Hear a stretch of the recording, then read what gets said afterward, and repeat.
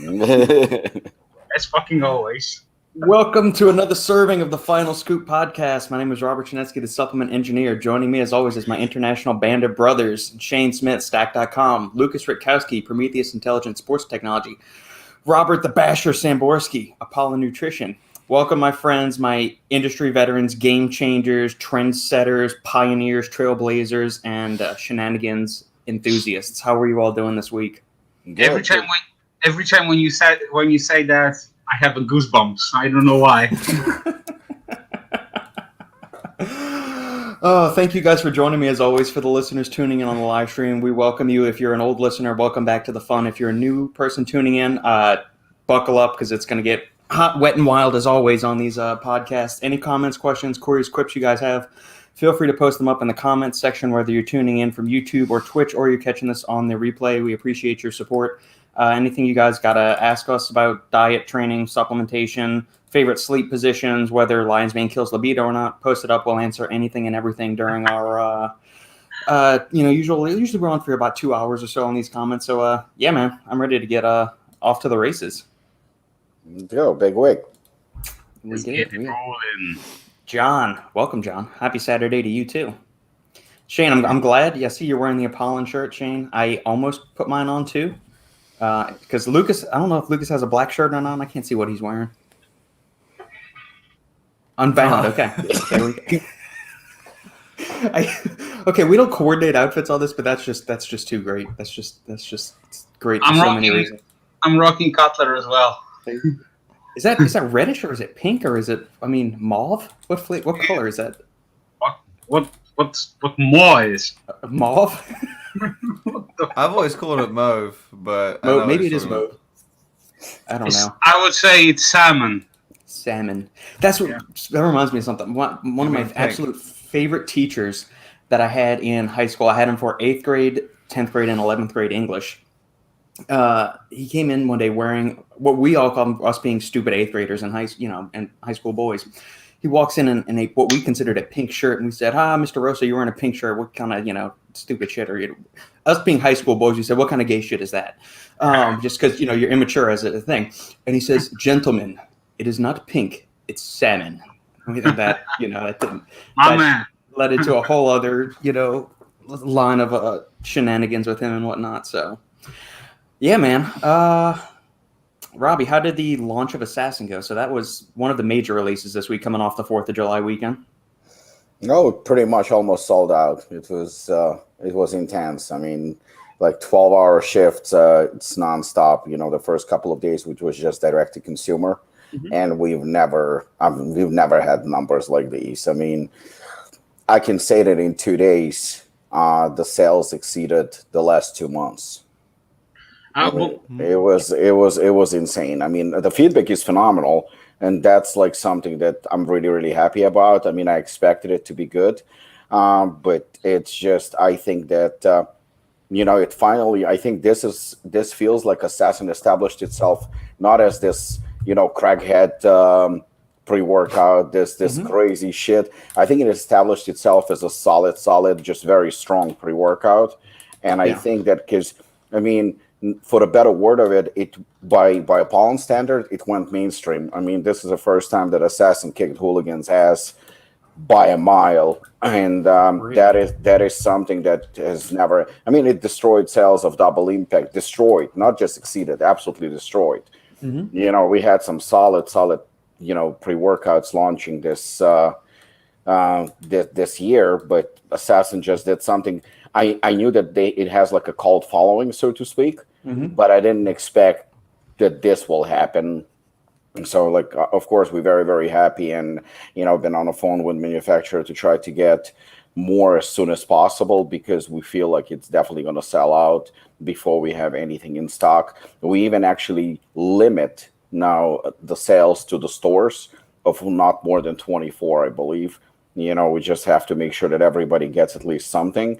So we had orders as many as 500 per store.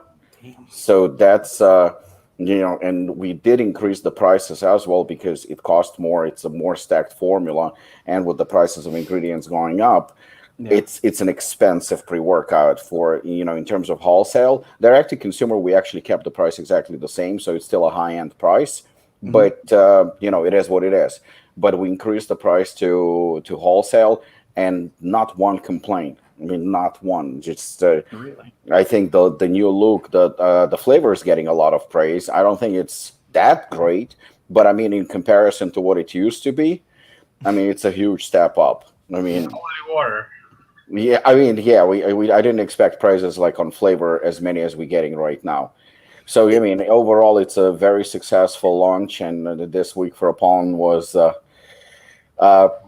quite interesting. There were even things that happened behind my back that I was not aware of, and so that was something that I don't know if I should say or Robert, because I'm like, what the fuck would be nice to know about this, but yeah, but apparently lips are sealed. But apparently I'm the last one to find out. So yeah, overall, it's a very, very good week. Well, that's good. If something's going down, I consult with the real boss at Apollon, the one that really wears the pants over there. So Yeah. Okay. And apparently, Carolina. apparently, the two had a conversation that I wasn't aware of, and I was just like casually yeah, by the way, I'm like, oh, okay. Yeah. And this fucker is talking to me on social media. We texting each other, not a word, nothing. that's the way I work. I'm a smooth operator, just nice and doing my shenanigans in the background and just making it happen. Although I do have to say, all right. So wait, jam for a second. I need to show the listeners what Robbie sent me in the mail. Bone? Drugs. Oh, okay. Okay. I like how Lukasz goes like casually. Yeah, okay, whatever. Nothing. Nothing new. Nothing new. By the way, when we gonna end up the live podcast, I need to talk with you. So just stay for a while. Yeah. So what's going on? Because we are live now. Yeah, what the fuck? Where'd he go? Yeah, he just fucking disappeared. He probably went to look for new sheets.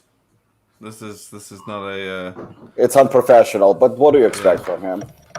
This Okay. So this week, is, my tub of Assassin came nice in the mail. And with that, I got this lovely little love note from Robbie where he's expressing his deepest admirations for me and, what kind of, whether he wants to be big spoon or little spoon when I come up for the Apollon seminar in October. And so inside this envelope is the note. And then he writes on there, can you read that? This is the way Robbie's way of addressing me. To the fucking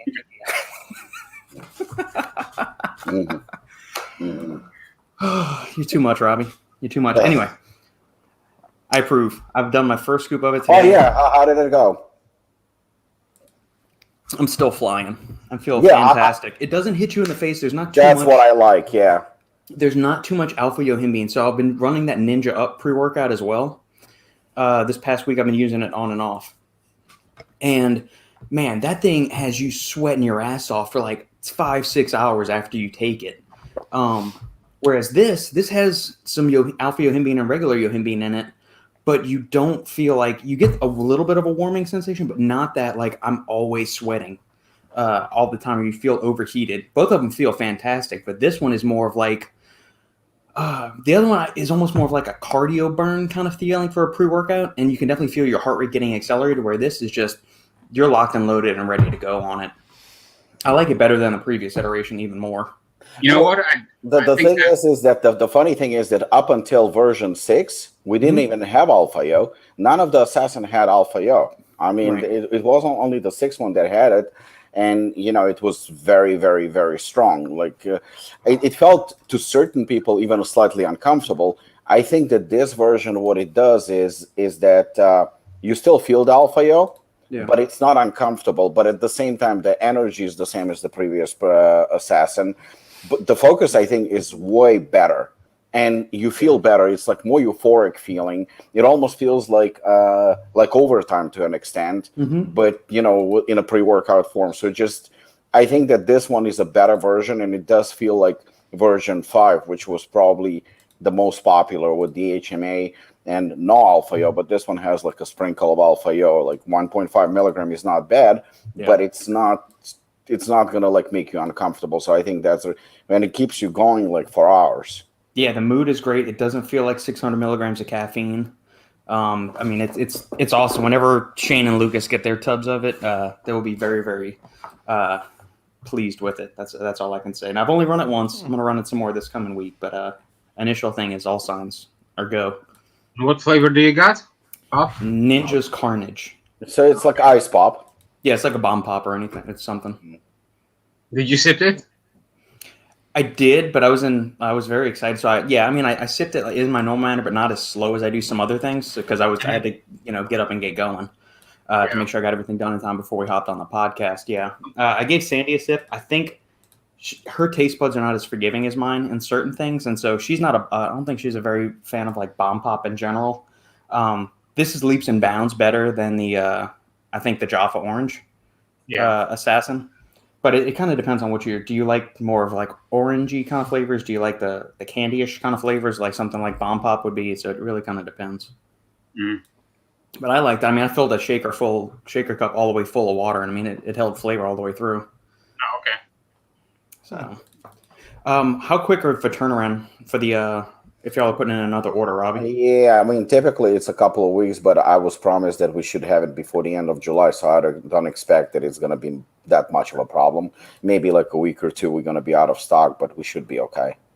Okay, well, that's good. I didn't know we've kind of touched on this several times over the past few weeks that the lead times for supplements are where it was like 4 to 6 weeks. Now it's like 8, 10, 12. Some things are upwards of like 16 weeks. I was just talking with another company earlier this week about that. Yeah, there are some companies that are doing 20 weeks. It's really bad. And the price of protein, especially isolate, casein, egg protein, they're just going up through the roof. Even egg protein is? Yeah. Okay, I thought that egg was kind of holding steady for a little bit. It wasn't going up at the rate that Whey was. No, not the same rate. I mean, Whey is the one that is definitely dominating in terms of like prices increased. Citrulline is very, very bad. Regular generic creatine monohydrate is pretty much the same price as Create Pure.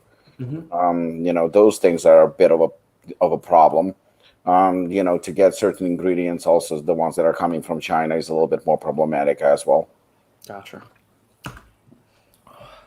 Robbie, have you been experimenting with Cardia 6? Yes. Yes. So can you elaborate us, or I guess give the listeners that may not be familiar with Cardia 6 what it is, and then go into its experience? The Cardia 6 is Matt's new product. I mean, I think that's a step up slightly, I guess, from Vaso 6, and I think there are other reasons behind the whole things. And I mean, it's something innovative, but at the same time, I think it's like based very much like on what Vaso 6 is. It just, like I said, and I think that I can say it's an improvement.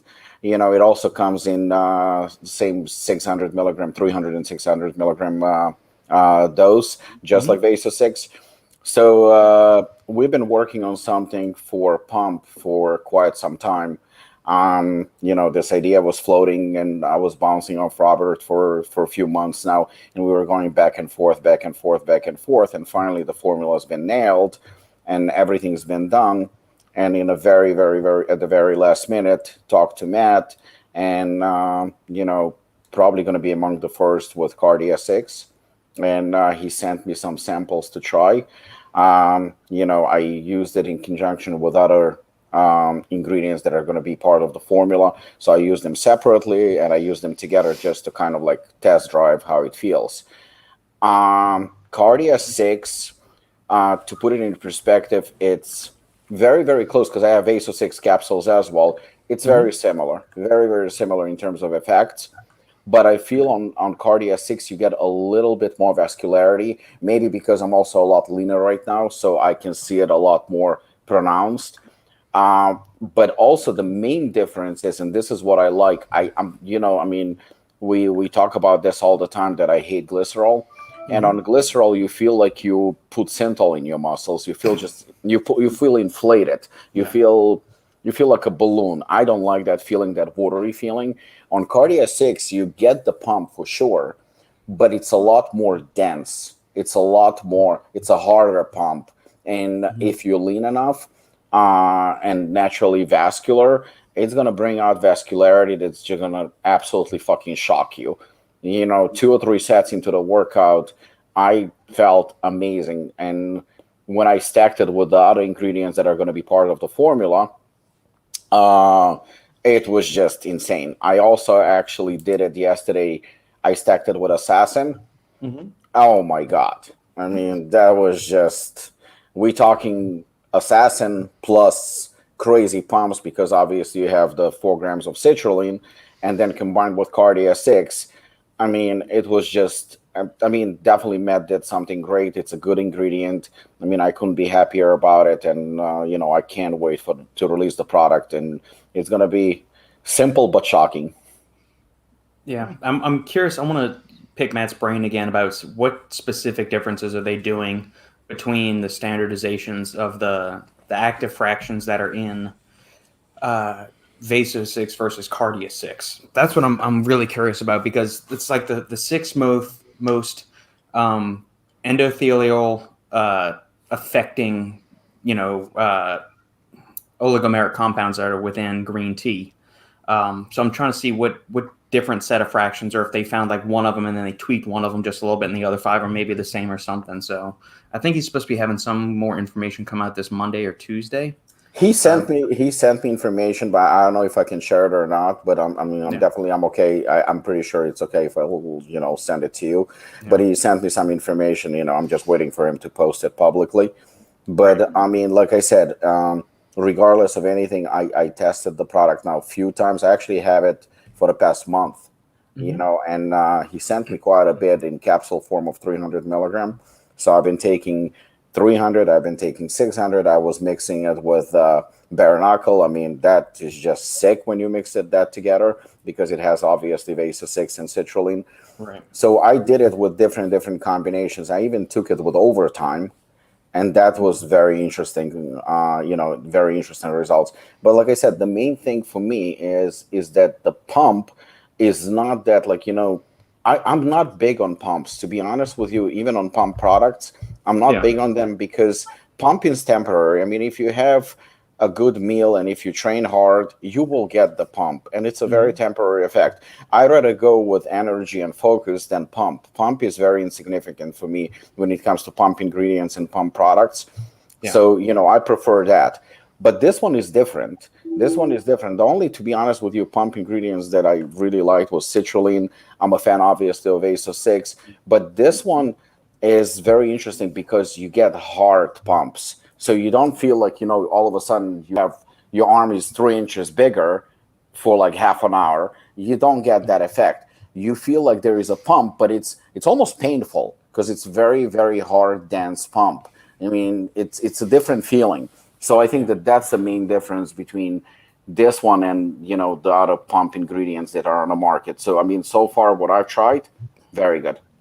At the risk of kicking the hornet's nest, how would you compare it to 3D pump or nitrates? Well, nitrates for me, I mean, obviously, that's that goes without a doubt saying that, I'm a fan, but I don't know who is not a fan. But with nitrates, and I think we touched upon it, the pump kicks in a lot later in a rounds. I mean, you will get that pump. So if you have citrulline and nitrates, for example, and you're getting the pump, we know that the pump comes from citrulline, not from the nitrates. The nitrates kick later on, and they show the effect a little bit later in the workout. Sometimes it takes up to 2 hours to kick in. Yeah, 90 minutes to 120 minutes, yeah. So that's an hour and a half. I mean, most people don't even work out for more than an hour and a half. So I think that's that's a thin kind of ice where, I'm a fan of nitrates, but at the same time, that delayed reaction can be a little bit confusing and maybe kicks in when you actually don't even need it anymore, so to speak. Yeah. So, but like I said, to question nitrates, whether they're effective or not, is just stupid, because they are effective, obviously. 3D is like a 3D pump. I mean, it's exactly what we discussed. I will take, no offense to Bruce, but I will take Cardia 6 over 3D pump. I'm sorry. That's just, I think that pairing them together would probably be great because now you're getting citrulline, you get Cardia 6, so you have the whole mix. I would just double up probably on 3D because I would want a little bit more citrulline, but not necessarily. I think even 3 grams would do the job pretty well. But in terms of uniqueness, I mean, what is 3D pump? We talked about this. It's just citrulline. So whether I pair it with citrulline or I pair it with 3D pump, honestly, it's same shit. Gotcha. All right. Do you know Alexander, Lukasz? Yeah, man. Yeah, so do I. Is he with a brand or is he? Yeah, he represents Yummy Sports. Yummy Sports? Yeah. When I was emailing him the other day, he fucking brought up something on the podcast, and I was just like, God damn it, you listen to that shit too? Fuck. Dude, we're changing lives. We are changing lives here at the podcast. No, we're not changing lives. We're filling time. We're filling time. He's coming out with some butterflies products, so keep an eye on that. It's gonna be butterfly. Alexander, shoot me an email, thesupplementengineer@gmail.com. We can get you on the podcast, man. We can talk about Yummy Sports and some other things. Thank you for checking in and to support the podcast. It's the first time YouTube's actually let your comment through if you posted appreciate before. That, man. Yeah, man. Appreciate the following. He's always sharing and showing some love to us. So yeah, I appreciate his comment. Very much appreciate it. Sean, Sup Talk. Agree with Robbie. If you have the focus, the pump will come. Yeah, you get enough carbs in, you get enough sodium and water. Yeah, I mean, back in the day, what the supplements, like you said, what the bodybuilders used to do, they would just take a tablespoon of pink Himalayan salt, and here you have pumps. That's it. Yeah. Brooke, what's going on, Brooke? Do we get a quick update for the saga on the overly expensive burlap sack sheets? So, the sheets arrived on Wednesday. There we go. We got them. The packaging, I'm pretty sure, costs more than the sheets themselves because they come in a... Did you break them in? We have slept in them for 2 nights, yes. That's not what I meant, but okay. Well, that's the extent they've been slept in 2 nights. you should say reviewed them. Let's see. So I think the packaging costs more than the actual sheets themselves. So you get this big ass box, and actually it's right in the other room. I'll go grab it. Bro, the packaging. What is this? What is this episode? Robert just leaves every fucking 10 minutes. This is terrible hosting. It's a fucking cutoff. He's not gonna get paid this time. Someone else messaged me this week about my gold sink, and they heard it on the podcast, and I was like, "Fuck sakes, man! Everyone bloody listens to this shit." I gotta watch what I say. I was surprised too. Like how many people usually comment, and they don't comment here and they don't ask questions, but apparently they listen or they watch it later. Like it's just that's the thing, right? They are not sending questions or anything like that, but they are just listening. Okay, so I'm gonna get Sandy to come in and give her opinion on it. She's not wearing makeup, so she's gonna probably stand on the other side. Oh, come on, bro! She's not gonna to get on camera. I'm not wearing makeup either. Yeah. Are you a lady? All right. So yeah, have you seen you're a baby this face. Group? Have you seen these people? I don't think used to worry about looking bad. So this is the box that it comes in. No one is watching this yet. Only then listening. You get another box. When you spend more, Robert, when you spend more money on things, and then packaging you get gets another up a package. level. Just so you know, the packaging goes up. That's just how it is. It's the overall experience. When we get Assassin Ultimate, it'll come in like a glass bottle with a fucking with a bow on the top. I can't see the shit. Can they see me? Yeah, we can. It's transparent. Can they hear me? Can you hear her? Robert, did Ghost pay you for advertising or something? Okay. Well played. Let me just say that when I touched these with the hands for the very Wait, first is that time, the sheet on you? Yes. The shit is on you, right? Oh, that's kind of good, I guess. That makes sense. okay, it Can you did breathe not all right? feel good. It felt like burlap, like really, really harsh, It wasn't soft at all. So then Robert's like, well, let's wash it. So we washed it. It still feels horrible to my hands, like itchy and like scratchy, like a burlap sack. And I was so angry. And he said I have to sleep on it for a week before we return it. Yeah. But the problem is they kind of work. And that's where I have an issue, is that they don't feel soft. But when you sleep in them, they really do keep it cool. They're just not soft and cuddly, but they're comfortable when you sleep. I don't know how to explain it. I'm going to stay another week and then we'll see. Okay. But you tried it. Guys. How many times you tried it? Twice. 2 nights. Yeah, Thursday night and Friday night we've slept in them so far. So we haven't and tried she's taken 2 naps in them. So the goal is to get sheets that feel snuggly, but don't heat you up. Right. And the problem is maybe the trick is the fact that they're not soft, because they're not soft at all. See, I have this problem because I always get warm when I go to sleep, and my wife says, take a blanket off. And I was like, no, I want to feel covered. Otherwise, I'm not in bed, am I? What the fuck am I doing? I'm just lying on the couch. And she always says to me, she's like, no, because then you're going to sweat. And I'm like, yes, but I would rather sweat and feel covered than cold, right? Yeah. No, I'm the same way. I have to you're trying to find a solution. I've never bothered to find a solution. I just sweat my balls off when I sleep. But you know what? Robert sweats his ball. Robert and I are going to spend another couple nights in this, and we're going to. Who was that was talking about? Shane.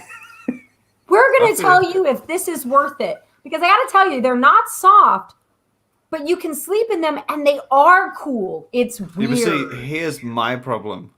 I wouldn't spend that money to make myself feel cooler. See, I wouldn't. Okay, well, I'm just saying, you never know. No, here's the other thing. So we get the sheets in, we open them up. She feels them on air on our Thursday live Q&A that we did. She immediately feels it. She says, Robert, I hate these. We're returning them. We go on Amazon that night. We go on Amazon that night without her even sleeping on them. We order a $40 pair of sheets off Amazon. They're arriving today, this afternoon. And that makes sense. It's $40. It's a small investment. Yeah, it's not to find out whether or not you like it. Well, maybe we'll keep them. Sorry, I didn't see you. That's fine. We'll figure it out, guys. We'll figure it out. Mm. I'm gonna go. The ghost at bedtime passed. Thank you, honey. Wait, how do I write that up? You can take the sheet off now. You're off camera. Oh, okay. Interesting. I know exactly what you're talking about, because like I said, I have the problem where I need to have a couple layers on myself when I go to sleep. Even if I'm fucking hot, but I like to be covered. And my wife says, take them off, you're going to make sweat all over. And I'm like, I don't give a shit. I want to feel comfortable.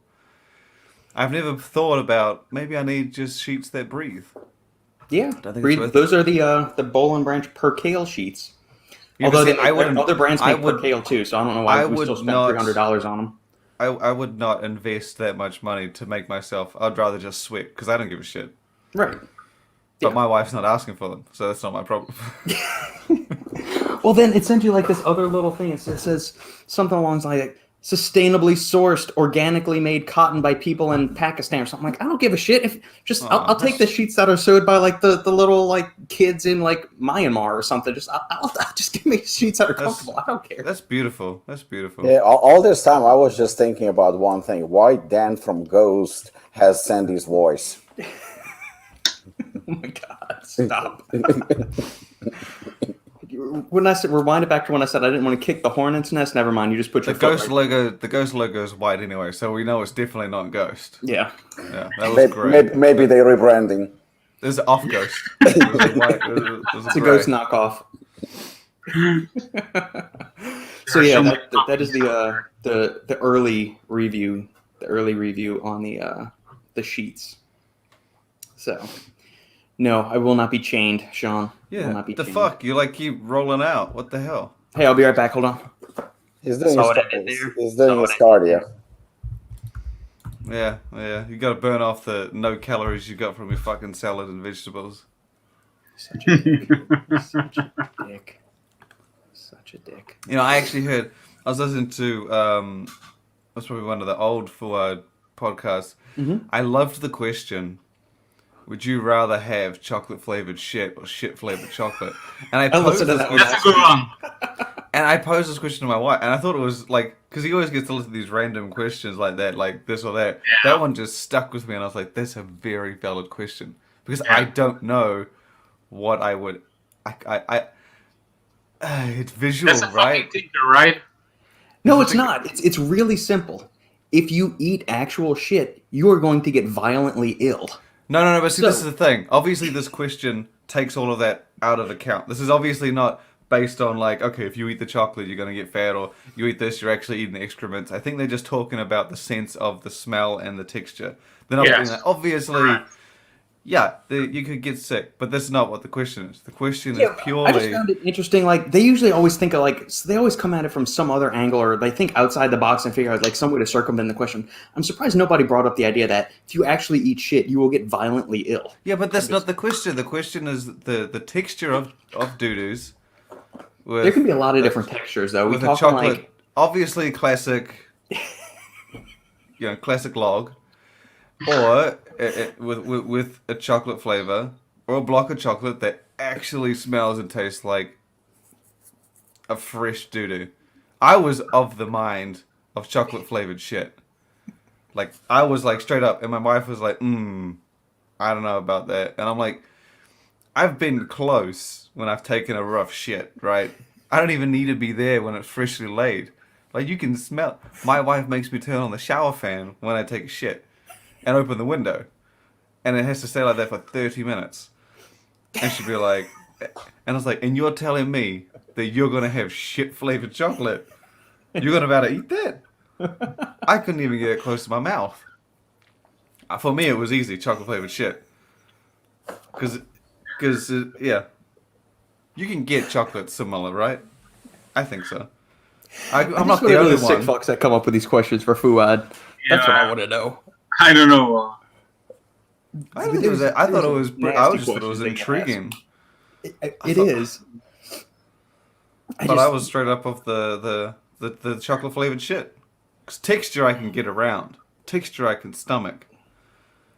Smell and taste, that's the problem. That's like a fish didn't smell or taste like it did. Easy. Blanket ban on eating poo flavored looking objects. What if you put it into a smoothie? Can I blend it into a smoothie? She's saying chocolate flavored doo-doos. Good on her. I'm of them. I'm at the same mindset. I'm up there. It's my game. Okay, but what if it's more like you had Stop a rough trying to night, go around your stomach's it. a It's little one or the irritated, other. and it's It's like one or the other. You got to answer chocolate flavored doo-doos, like a fresh log with a mild consistency and it tastes like chocolate, or a block of chocolate. You snap off a brick. Smells like shit. Robbie gets to take the lead on this one. You know what? It's intriguing to me is that it's a bodybuilding podcast, right? You have a retired bodybuilder that achieved absolutely nothing as a bodybuilder, and then you have Guy Cisterino, who is a good friend of mine but cannot crack a top 10, and then you have a bunch of really people that achieved nothing as bodybuilders, to be honest. Well, except maybe Guy Cisterino, because he did win 7 shows. So Nick Walker just won the New York Pro. I mean, but he was just a guest. He was just a guest. No, he's on there regularly. He's on there every week for Bro Chat. Well, he's down on a regular basis, more or less, for the reason that nobody likes him in real bodybuilding world. So he needs to be somewhere where he feels liked.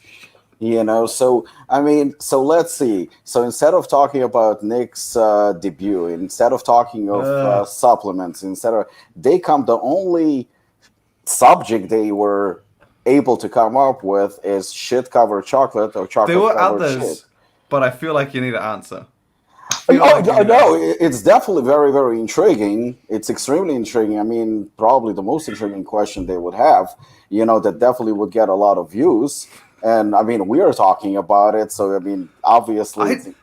I'm not bothered by the podcast. I'm just asking. I'm curious, because obviously I feel like Robert's going for shit flavored chocolate. He's making it sound like he doesn't want to hold that long, but I'm gonna throw that bitch in the blender. I'm not gonna eat. No. This, why do you keep trying to go around it? The question, the facts are all there. You have a log. It tastes like chocolate. You have a block of chocolate. It tastes like shit. You pick. There's no blender. There's no after effects. There's no stomach issues. Eat one. This is what is it? What is that show? That dare. Fear factor? That's it. There we go. This fear factor. Pick one, or you get knocked out. Simple. It was when they said the question, it came straight to my mind. I was like, who the fuck is gonna want to eat shit flavored chocolate? And then half of them were kind of like, yeah, I'll do that. And I was like, no. I don't know. That's. I must be the only one who came with that. Yeah, I think you've just got it. You've got the black and white mindset, Shane. You've got it easy. Do I really want to admit in life that I've eaten shit? I haven't eaten shit, but I can tell you that I've been pretty close to smelling it, and I don't want to put that in my mouth. I don't know anyone who would. Neither do I. It's bad. Right, but what would you rather do? Have something that just do you want actual fecal matter in your mouth, or do you just want something that maybe mimics the scent of it? It is. But it's still real food. So you haven't eaten shit. You maybe have eaten something that smelled like shit, but you haven't eaten physical shit. Yeah, like I said, dude. I think the worst part about that is the smell, and it's got to be the taste. It's got to be fucking disgusting. But this tastes like chocolate. I mean, that's easy for me. Sorry. I don't know. I'm having a hard time copping to the eating excrement because it's fucking useless. God damn it. That's how we get more views. We pose questions that no one will answer, and this is going to encourage everyone to go home and think. I asked my wife. I can't remember what she said. It shows we're changing lives here. That's what we're doing. Well, I think that as industry leader, I think you're going to take responsibility for the fact that people are going to come home and they're going to say, well, honey, I'm going to have chocolate-covered shit because Shane said so. And chocolate flavored because Shane said so. And he said it while wearing a Apollon t-shirt, motherfucker. Hardcore. Okay. What energy drink is that, Shane? Green cola. Oh no, it's a. Oh, okay. Of course. What are we doing? Okay. Here? All right. Here's all right. Bouncing off of the poop question. Would you rather drink piss that tastes like an energy drink, or would you rather drink an energy drink that tastes like piss? I did. It's called Zola. Yeah. I was like, you walked right into that one. I was like, well, one of those, I've already done the latter. That's an easy one. Many times I've had energy drinks that taste like piss. I don't think I don't think piss is even in the same ballpark as shit. No one, it's very rare that like, oh, someone says your piss smells bad. I mean, it can, but how often does someone ever like not say that about shit? It's known for smelling bad. When so you say someone smells like shit, it's not because it's roses. Fair enough. Okay. Yeah, Shane took his happy pills or something this morning. Shane is definitely on his A game today. It's the monster. Yeah, it's a rest day, so I was like, caffeine in the morning. Why not? We take a break from shenanigans for a second to answer a legitimate question. Thoughts on grass-fed whey protein? Happy Lukasz, cows. you want to take the lead on it? Happy cows, happy gut, happy you. Now I have, to be honest, we got in distribution the regular whey protein and the grass-fed whey protein as well. Both are doing well, but for the regular customer, honestly, he doesn't give a single about, if it's from a grass-fed whey or if it's just a normal whey. Especially nowadays, what matters to him is the price. So that's the key factor here in this aspect. But you got this like 1 or 2% of people that put a big emphasis into this aspect and when and from where the whey protein is coming from. For me, it doesn't matter, to be honest. But yeah, I can appreciate when the brand is coming out with a grass-fed whey protein, of course. I have like more emphasis when I'm buying my meats. Then that's when I'm trying, to grab some grass-fed beef or something like this because it matters to me. But as far as like weight, mm, not at all. Yeah. So Yeah, that's my I'm of the same kind of area. I don't know. I haven't really bought it. I know a lot of brands do use it, but Yeah. I think I feel like it's a market specific thing. Like I know, like in Europe, a lot of the protein bars use like sweeteners and soy and collagen as protein sources. In America, a lot of them are more like I want like whey as my only source of protein and milk in my protein bars, and grass fed seems to be much more common in the US than any other market. So I'm guessing it's an audience specific thing, Mm-hmm. and America's a hugely diverse country, so something with a tiny little difference would suit a very big crowd. Probably not in a lot of other countries. I don't know. Yeah. Robbie? Yeah, I agree with Shane. I think that it's all market related. You know, each market is different, each country is different, and they approach things differently. We talked about even ingredients such as HMB, glutamine, and arginine. They're still huge in Eastern Europe, while over here it's quite a different approach. Well, although even here some people believe that they do work, so I think it all but when you read, or when an average American, I think it's also a subconscious thing, because let's face it, like I'm talking about America, of course. People eat so much shit here, potato chips and this and that. I mean, all kind of crap. The obesity is through the roof, through what, it's like 60% or something like that right now. I mean, Yep. it's pretty bad. So when somebody says, reads grass-fed whey protein or grass-fed beef or grass-fed this or grass-fed that, it makes them feel better about themselves, and they're willing to pay that extra dollar or two, even if the results are the same. I'm not saying that grass-fed protein is bad, not at all. In terms of like whether it yields the same results or not, well, that's a whole other aspect. The results on your body will, 25%, 25 grams of grass-fed whey protein be the same as regular whey protein? More than likely it's going to be the same shit, but it just makes you feel better about yourself. It's the same thing, like we all aware, or at least us, we know that natural peanut butter is way better than low fat peanut butter, because what do? They extract the good fats from peanuts, and they typically replace it with sugar. So the sugar content is going to be higher, the fat content is going to be lower.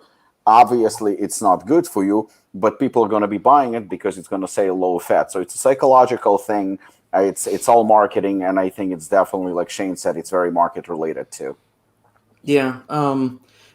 This is, I guess, with the American consumer market, like we create a lot of first world problems and issues for ourselves when we need to figure out, like, just get people eating healthier. To Robbie's point, like 66% of the population is either overweight or obese. They have a hard enough time not just stopping at McDonald's incessantly and picking up shit food from the grocery store. We don't need to be bitching about, only going vegan, but you just get, or going grass fed only, or sustainably sourced this. Just focus on eating real food. And I guess more to the point of grass-fed whey protein, the whole purpose, the majority of the purpose for eating grass-fed sources, grass-fed beef and all this stuff, is for the more favorable fatty acid content. So you're supposed to get maybe less omega-6s and more of the omega-3s. What happens with whey protein, though? Specifically like whey protein isolate and whey protein concentrate.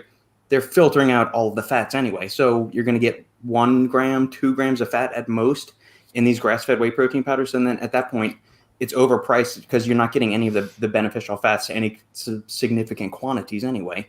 Now, if you want to approach it from maybe the fact that you care about animal rights and all of this other stuff, and you want to say, well, I want to make sure I'm getting stuff from happy cows, and that's fine. If you want to go for the morals and the ethics kind of thing, and you only want to support people that are, but then again, grass-fed doesn't mean it's been on grass its entire existence. It could have been fed corn in the factory, and then the last 30 days before it, went and met its maker, they had it nibbling on some grass clippings before they went and slaughtered it or milked it or whatever they did for it. So if you're more in like the ethics camp of that, and like you only want to buy stuff from cows that are treated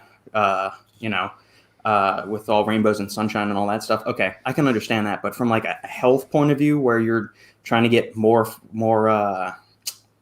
better fats and higher quality fats from it, it really doesn't make a whole hill of beans, because you're having 1 to 2 scoops of protein a day, if that.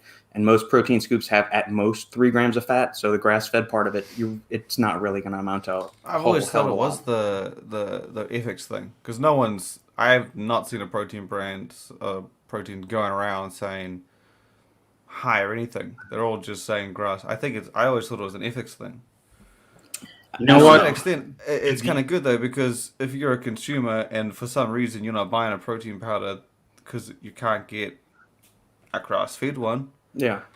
that kind of makes sense. That's why these little things are good for consumers, because obviously the bigger the variety, the broader the audience, and so on and so on. You know what? At the end of the day, we need to like convince people to eat more protein, and not just like, you know, they just like try to like put the emphasis into details, such as like, should I eat grass fed or not grass fed? No, the real problem with America especially is that they're obese due to the fact that they don't eat protein. They only focus on carbs and fucking fats, and that's why the obesity is They crazy. get good protein from McDonald's. There's a good amount in there. Yeah, right. 10 grams. It comes with 10 times that in carbs, but still. Bro, Well, don't get you know what? The irony, I always thought the irony is this, that, you know, every time I go to Europe, you go to a supermarket or any store, you will hardly see any fat-free products or low-fat products. They eat cheese over there, they eat meat over there, they drink a glass of wine. real food, man. It's real and, food. and but at the same time, like, for example, you know, I traveled to Holland quite a few times. In Holland, they're wearing a suit, but they're riding a bicycle to work. You know, so it's pretty much like exercising as is. But over here, I mean, we can go right now to any supermarket or a movie theater in the United States, let's say supermarket, and you will be seeing people sitting in a fucking car for 10 minutes, 15 minutes, just to make sure that the parking is as close to the entrance as possible. So God forbid the motherfucker doesn't have to walk extra 10 feet. They lazy. I mean, you know, it's just that it's again, it's a cultural thing. You know, it's different. You know, and you walk into the store, you know, try to look at somebody's cart and see what they're buying. They're gonna be buying shit food, and right next to shit food, there's gonna be a bunch of fat-free products. There's things that are vegan or gluten-free, or all these other fake health foods that exactly, and which is in most part actually, even those low-fat and fat-free products are shit too. Yeah, agreed. And they think that when they are buying like gluten-free and so on and fat-free, they are like super healthy, while the regular version which they would buy is even sometimes less calories than the fat-free or the gluten-free version. Yeah, which blows my mind so bad. The thing I noticed in America is it's the options. I feel like it's also because you guys have such a huge population and so much kind of innovation and creativity. People are offered so many different choices, and all these products have to have different angles. So you get, because like when we go and eat, when we were living in Europe, you save money like fucking nothing. Not because we wanted to stay healthy, but because there were fuck all things to buy. Like you couldn't go to the peanut aisle and see 7 different peanut butters. You have one, if that. You couldn't go to like the cereal aisle and see like just ridiculous amount of sugary cereals. There just weren't that big variety of options. Mm-hmm. And so when you go to Europe, and even and I don't imagine it's the same in every country, but a lot of them have those sugary things are slightly more expensive too. Yeah. But then in the US, you still have the same kind of cheese, the meat, the milk, all the other stuff.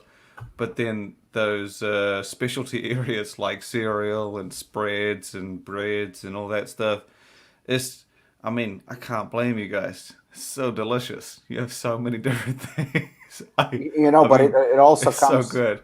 It comes also from upbringing and you know, from childhood. I remember when I came first to United States years ago, and I visited a friend who was, he was also from Russia. They were athletic, both husband and wife. And I visited them. They had a child. They had, I think, like maybe 8 or 9 year old, something like that. So I visited them, and we got together for, I came to their house for breakfast. And for breakfast, it was very interesting to see that they had eggs and they had, things like that. But the kid had a huge bowl of cereal with chocolate milk. Oh, So, fucking delicious. so I'm looking at it and like it is. And at the same time, I'm looking at it and I'm like, I asked them, I'm like, guys, I mean, you're eating kind of healthy, you're obviously watching what you're eating and that's the way you grew up and stuff like that. I'm just curious, like, why does your kid eat that crap? Because it's a kid. What you put it in front of him, that's what he's going to eat. Especially from being a child, being small. That's how you bring them up initially. And they said, well, all American kids eat like that. I said, but it makes no sense. So I mean, obviously, I didn't get into a debate or anything like that, but I was just puzzled because I have a very good friend of mine who is also a business associate in Russia, and his son is, I believe, Jessica's age. He's like 16. He was multiple Russian national kickboxing champion, judo champion, fucking wrestling champion. He fought MMA. He fought in Thailand at the age of 10, 12 in a ring, full contact Muay Thai. And the kid's been beating up everybody. And I've known him since he was, I think, 9 or 10 years old, something like that. And I met them. That's how we were introduced. We met in Thailand, and that's how we hit it off and became friends and, became business partners as well. But the point is, the kid will address you only as sir. He will not talk to you. He will not interrupt a conversation between the adults, which was shocking to me. The kid is in great shape. And then in the morning, before he would go to school, 6 a.m., he has to wake up. At 6 a.m., he used to go for a run, for a couple of miles run, outside by himself. He would come home, he would have to do, I think, 500 total push-ups and like 500 or 1,000 sit-ups. He had to do that. Then he showers, he goes to school. After school, he would go for practice, do his homework, go to bed. I mean, that discipline, ate only clean. He had a fucking six-pack. It was just unbelievable. But again, we're talking about the fact that that's the way he was raised. That's the way, he was basically like programmed like a computer from early age. Then about 2 years ago, they found that he has a heart condition, which was genetic. So he had to stop sport. He had to retire at the age of 14 or 15 after basically winning everything. And today he cannot do full contact sport. He cannot do any of that. But he still does swimming, he still does running, he still hits the bag, he still exercises. Everything is pretty much the same, except he doesn't spar and he doesn't fight. In terms of that, his career is over. But I mean, everything is from childhood. Everything is like, from the beginning. And once that goes off the rail, I think that's it. That's the way you grow up and that's the way you become as an adult. And then that's the way you raise your children. And then you have a nation of 60% obesity. Yeah. I actually think that was what me and Nikki wanted to get my daughter into swimming, because we were both swimmers, and from like 13 to 12 to 18, we would wake up at 4:30, swim at 5:30, finish at 7:30, go to school, come home, swim again for another 2 hours at 5, and then go to sleep. And we did that 5 days a week. Swam one session on Saturday morning, and we would race every month.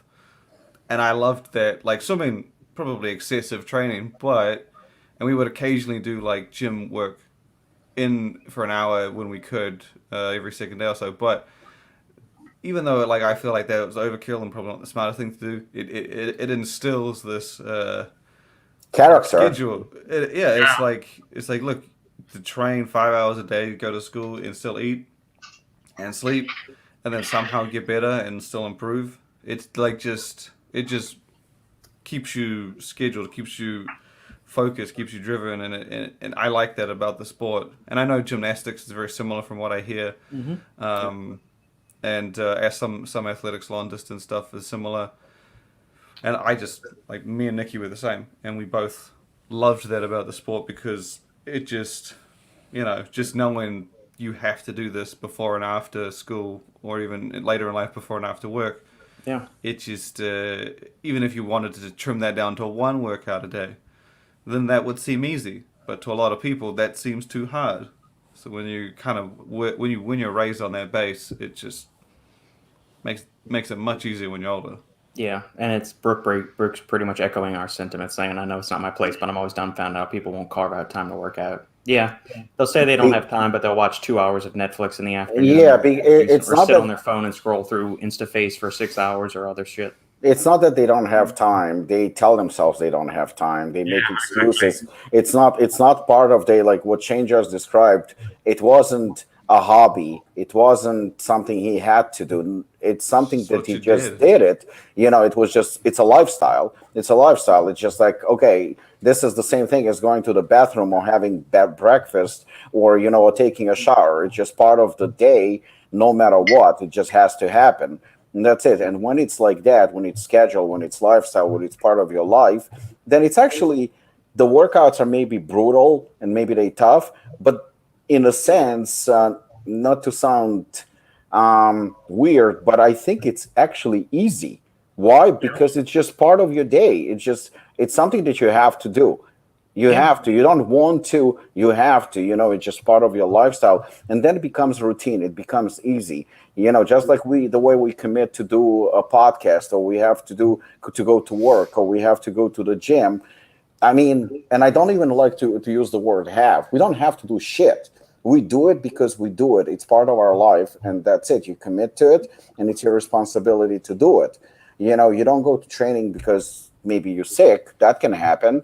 But that's the same thing as you don't go to work because you're sick. Those are things that inevitable. Yeah. But other than that, it's your lifestyle. If you have a certain lifestyle, if you eat a certain way, if you have a certain routine, then it's not that difficult. You know what? I mean, for me, I'll go and I'll work out, and during the workout, I'll bitch and complain how hard it is, but I'm still doing it. And if I skip it, I feel guilty. I feel like shit. And you know what? It's funny because I was just talking to Carolina before the podcast, and yesterday it was a very, very, very busy day. I mean, the whole week was just insane. So in the morning, I rolled out of bed. I was exhausted. I did my fasted cardio. I did my typical routine, what I had to do throughout the day. I did train. I did everything that I had to do. But in my head, I did feel a little bit, I almost felt sorry for myself for a split second. And I was like, oh my God, I'm exhausted. It was actually on Thursday, not yesterday. I felt like, oh my God. So yesterday, after I did my cardio, I got in the car. It was early in the morning, and I'm driving to the gym, to Apollon. And one of my neighbors is this Asian guy who is, I think, probably mid-60s. So we moved to the new house around November. Mm-hmm. Every morning, doesn't matter where it rains, it snows. And yesterday was pretty bad rain. The guy is running. Every fucking morning, he is running. He's in mid-60s, he's running. And you know what? When I saw him running, I always wave at him. He always waves at me. He waves at everybody. Very, very friendly guy. I don't know who he is. But you know what? I felt ashamed of myself for even thinking that my life is hard and training is hard, and you know what, and you know how exhausted I am and how tired I am. Here is a guy who is probably old enough to be my dad. He's definitely around mid-60s. Every fucking morning, I saw him even when it was snowing, he was running. It's raining. It's pouring rain. I'm in a car, and he's running. It's fucking hot outside as balls, and he's running. And I'm pretty sure, he has probably a career or a business or something. He does something, but it's a routine. Every morning he does it. No complaints, no nothing. It's part of his lifestyle, and he's in great shape. Yeah. I mean, I think that's one of the best things you can do for kids, especially growing up. I mean, it's much like you guys when you were growing up. It's like we woke up at 5:45 every morning because my mom had to be to work for 6:30. My dad got into work at 6:30 too. So they would drop us off at my grandparents' house down the street. we'd go to school, and this is like grammar school. After that, I'd have band practice from, I don't know, 3 to 5. After that, went to taekwondo from 6:30 to 7:30, and then after that was homework, and then it was straight to bed, and then you get up and rinse and repeat. And high school was kind of the same thing, except like some band practices were in the morning, and then you'd go straight from school to taekwondo or anything like that. And it's just, if you can set that stage, like you don't feel miserable when you're doing it. I guess you could if you don't like what you're doing, but then why'd you get into it in the first place? But setting that kind of foundation, I think it sets you up for success in life for so many other things. You learn time management, you learn how to just get shit done. Even if you feel like you don't have time, you become much more efficient. You don't waste time. The structure, the routine, the discipline, you don't need to create adversity to kind of overcome in your life. It teaches you how to deal with, you get punched in the face enough times by a couple of other black belts. I mean, that's about all the adversity you really need growing up. I mean, it's something, find something either for yourself or for your kids to get them into it. And just, it doesn't matter, tap dancing, ballet, gymnastics, swimming, something. Get them into something. You know what? Whatever they're good at. Go on, Shane. I see whatever you're good at. Or whatever you really enjoy doing. I said to Nikki, I was like, well, she get into swimming. And she said, well, what if she's not good at it? And then I'm like, then find something she is good at. And she's like, what if she doesn't like that? And I'm like, when you're good at something and you get like, I don't know, even if you're not trying and you get like a fucking gold medal, that'll get you lit, man. Winning and then improving and then knowing that you're better than everyone else at whatever competition, that'll make you want to do it. Trust me. Yeah. It's very rare that you're that good at something and you don't like it. Yeah. At the very least, you don't like the training and you like winning. And I mean, it's that was one of the things I always said. Yeah, I would agree, Brooke. It's very disheartening to see, and I don't think it's as prevalent probably in other countries, but here in the States, it's just to see the amount of unhealthy people and then just the excuses that are put forth, or the whole, like the big thing now is just acceptance. We're accepting everybody for who they are and what they are, and like the messaging is, don't change yourself, don't try to be different, don't just embrace who you are and you're okay as you are. I'm thinking that's bullshit. I don't want to be told I'm fine just the way I am. Like, I want to be pushed to become better. Even if I'm already awesome, I want to be more awesome. I can get stronger. I can learn more information. I can eat better. I can do all this other stuff. I can sleep better. Don't ever just tell me, like, I'm not sure where this messaging came that mediocrity is okay, but it's total horseshit. Like, that's what I loved about like the area all of us grew up in, like the 80s and 90s and the 40s and 50s for Robbie. Just it was bust your balls, become better than you are, be better than what you came before you, and you can get success. But now it's all, we love you as you are, don't change, just be the same. I think it's horseshit. Maybe a couple of years ago, I came to train with my coach, and my coach is old school Thai, so I came to train with him, and I didn't feel good. It wasn't like I was faking it or anything. I really didn't feel good. I was a little sick. So I showed up, and the first thing I said to him, I said, I don't feel good, and, I'm sick. And he was very concerned. He goes to me, I said, I'm coughing a little bit, I'm a little uncomfortable, maybe even have a bit of a fever. I said, I don't know, just feel very weak and drained. He goes, yeah. He says, did you drink water and stuff? Like, yeah. He goes, okay. And we're training, and I noticed that he's beating the living crap out of me. Like, literally, he didn't ease up by 1%. I feel like I'm about to fucking pass out, and this guy is just beating the living crap out of me. And all of a sudden, the last 15 or 20 minutes, which I don't know how I survived initially, but the last 15 or 20 minutes, he goes to me, well, now we're going to be sparring. I'm like looking at him like, the fuck is wrong with this person? Like, I can't fucking move. He wants me to fight him. So, we started sparring because I'm not the type of person to say no to my coach.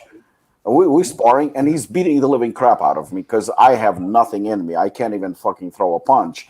All I do is I try my best to cover myself, but I'm eating punches and kicks left and right. Yep. And I feel like, okay, that's it. I'm about to go down. And I did. I actually did go down. I went down. He gets on top of me. This is Muay Thai. This is not fucking MMA. He gets on top of me and he ground and pounds me. He fucking continues hitting me. I'm like, what the fuck? and I'm trying to protect myself to the best of my abilities. I'm bigger than him, like twice bigger than him. I'm like, okay, like fuck it. So I started fucking choking him, and I started to wrestle him, even though I don't know how to wrestle. I'm just bigger than him. I'm trying to overpower him. So we're wrestling, and I'm like, I'm dying. Thank God the session is over. I'm like lying there. I actually have a picture somewhere. It's like I'm fucking drained. Finally, when I kind of regain consciousness, I'm like, what the fuck was that? He goes to me, what? I'm like, I didn't feel good. You fucking destroyed me. He goes to me, well, you should have stayed home. Yeah, I'm you're like, either here or you're not. I was like, Point. I said, I expected you to go a little easy on me. And no. No, He no, says, no. yeah, he says, no, you here. We training. We do regular training. You feel like shit. You sick. Totally understand. You pick up the phone and you tell me I'm sick. I have a fever or whatever. I stayed home. He says, it's very admirable you showed up. He says, and it's very admirable you got your ass kicked and you survived through session. He says, if you here, I don't care if you're sick or not. We training just a normal day. I'm like, makes sense. Yeah. I mean, my taekwondo get teacher your was money's much the worth, same. man. Yeah. Like you don't go to a buffet if you go to fucking eat. You get that all you can eat money. Exactly. It's all propaganda. Yeah. A lot of the messaging these days, it certainly is. The Olympics are on soon, are they not? Alexander. Is it like July? Late July? Yeah, July 23rd they start. Yeah, I think. I'm excited. Make sure to do so. Yeah, man. Shoot me an email to supplementengineer@gmail.com and we'll get something set up. While we're on the subject of martial arts, Robbie, are you going to watch the Cajun? I think everybody. McGregor. I got think my money on it. Everybody's watching. I think nobody's going to miss this. Y'all better support the Louisiana boy. That's all I'm going to say. Poirier is going to crush McGregor. That's the thing. I don't know. I don't know. But I got to support the hometown. No. I mean, I to be honest with you, I'm a huge fan of both of them. I am. I mean, I'm a huge fan of both of them. And may the best man win. But I think that people who are discrediting McGregor and thinking that this is going to be a walk in the park, I'm not saying that Poirier is not going to win. I can see the preference of him winning. Probably the smart money's on him. But, McGregor he's never lost a rematch. That's number one. Number two, people are forgetting he's an amazing fighter. Really, really amazing. And I think that, maybe he took it a little bit lighter because he's so rich and maybe wasn't as motivated. But this guy doesn't need to fight. He is so fucking loaded. He's clearly motivated to win. He's clearly motivated, to fight. It's an ego thing. So, in my opinion, you know what? As many people as ask me, who do you think is going to win? I don't know. I don't know. Well, I got my money on Poirier. There you go, my man. I just he's lost. Connor's lost his last two of his last three or some shit. Khabib. Then it was what was his name? Cowboy, and then no Cowboy. He beat the shit out of. No. Yeah, he won. Yeah, he lost two of his last three. He got beaten by Khabib, beat Cowboy, and then he lost to Poirier. Yeah. So I mean, for a guy that wasn't used to losing, he's lost a lot, and he hasn't fought a lot. And he does sound very confident, but I don't know, man. He was confident against Khabib too. I still think, you know what? I just think that he's very, very dangerous. He hits extremely hard. I think he became a little bit. Now. I think he just got a little bit complacent. Connor, that is motivated 100%. He's a very, very dangerous guy. I mean, he beat some of the best and made it look easy. I just think that so much money and distractions and businesses and whatnot definitely took away a little bit from the heart and from the passion, and he was not as driven to win as Poirier, and he was not as driven to win as others that he lost to. And I think money will do that to you. But again, this is a man who came to fight when he doesn't have to fight. He has absolutely nothing to prove. He's a 2-division champion, the first one in history. He's a guy who put away the best of the best. who is in his prime, and he doesn't need the money. He just doesn't need it. I think the only reason why he's back is to win, and I think he trained to win. It's just that I think that he trained for the past 2 months or 3 months seriously, because I know he put his heart and soul into it. Poirier, on the other hand, has been training consistently and seriously for the past couple of years and evolving, and getting better and better and better. And I think I honestly think that Poirier is going to try to take him down this time. And I think that's where he has the advantage, because I think that Conor is going to be ready for the leg kicks this time, for the calf kicks. So I think he's going to be ready for them. And, he's going to try to time it or something like that. So I think that Poirier is not going to want to really strike with him just as a pure striker, just that Conor hits very, very hard. He hits like a heavyweight. That left hand, it touches you, you're probably going to go down. So, but I mean, I would probably go, if I had to, I would go 60-40 Poirier, just because, but I would not be surprised if Conor wins. After Nate Diaz beat him, I honestly thought that was it. And then Conor came fucking guns blazing, and it was really fighting his heart out, because Nate Diaz's cardio was a lot better. And I mean, Conor just dug really, really, really deep to stay all 5 rounds. And striking somebody like Nate is not easy because he's so unorthodox. And Conor just put a performance that it was outstanding, which nobody expected he's going to win that fight. Everybody wrote him off. Do you think there's the money, like someone who's fighting for a lot less, like Poirier, is got a lot more drive, a lot more to prove? Because you said Conor's got nothing to prove. Someone who does have something to prove is probably going to be a lot more driven than someone who doesn't have anything to prove. Even if he's out there just for like the fun and ego and like to fight, but someone who's like actually out there to prove something, and also everything that Conor is, I just feel like that slightly reflected in Conor's results. Yeah, he beat Cowboy. You're right. You're 100% right. I think that what you said is, and I think you said it better than I did. I think he's fighting for ego right now. His ego's been bruised, and I think he's fighting for ego more than the belt, more than anything else.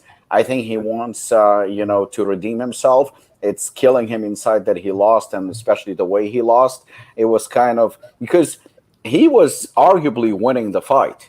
The first round against Poirier, argument could be made. The round could have gone either way, but it could have easily gone to actually more significant strikes. McGregor won that first round more than likely. In the second round, he started off also pretty comfortably, but Poirier was just smarter, and he took out his legs and then knocked him out. So I think that was the game plan that Poirier had was just brilliant, and Conor fell for it like a beginner. I mean, he just got destroyed.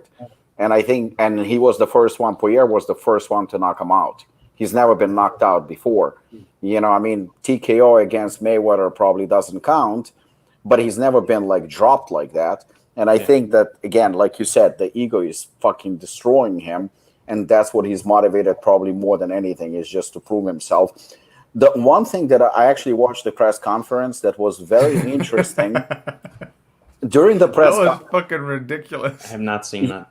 Yeah, there was something very, very cool. So I like the fact that McGregor went to his old ways, insulting Poirier and all that. But Poirier said something that I agreed with 100%. He said something, not many people actually caught it, because he was insulting Poirier nonstop, and he was pretty much McGregor of the past, which is great and dangerous, so to speak. All of a sudden, Poirier goes like, "You used to be a lot better at trash talking," and that stuck with me. I was like, "Well, his insults he's right. Shit." And they weren't, because usually McGregor makes insults as in like, "I'm gonna whip your ass," like, "I'm gonna do this, I'm gonna do this."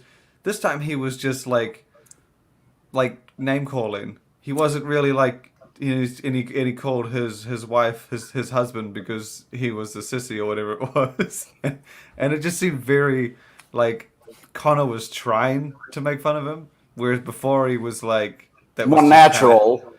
This kind of felt like he was just doing it because he's like, maybe if I do this, it'll work. Maybe if I do this, it'll be like last time. I agree wholeheartedly. I agree wholeheartedly because you know what? It seemed to me like he was really trying to get into his head, and I think Connor failed. Yeah. I think he failed. I just it seemed like Poirier was completely unfazed. Plus, how much can you get into the head of somebody who just knocked you the fuck out? Yeah, 6 months ago. You know, I don't think that, you know, it's not very easy to convince the other guy that, you know, I'm better than you, I'm going to kick your ass and stuff like that. He just knocked you out. I mean, he just knocked you out. His fucking confidence is through the roof. And to be honest with you, I think this is Poirier's fight to lose. And the only way he will lose this fight if the confidence is a little bit too high, which can happen sometimes. But honestly, Poirier is such a fucking workhorse. I think he's gonna be tough to beat. Can Connor beat him? 100%. Connor can knock him the fuck out. He's done it before. He can knock him out. But the smart money is definitely on Poirier. He is the favorite.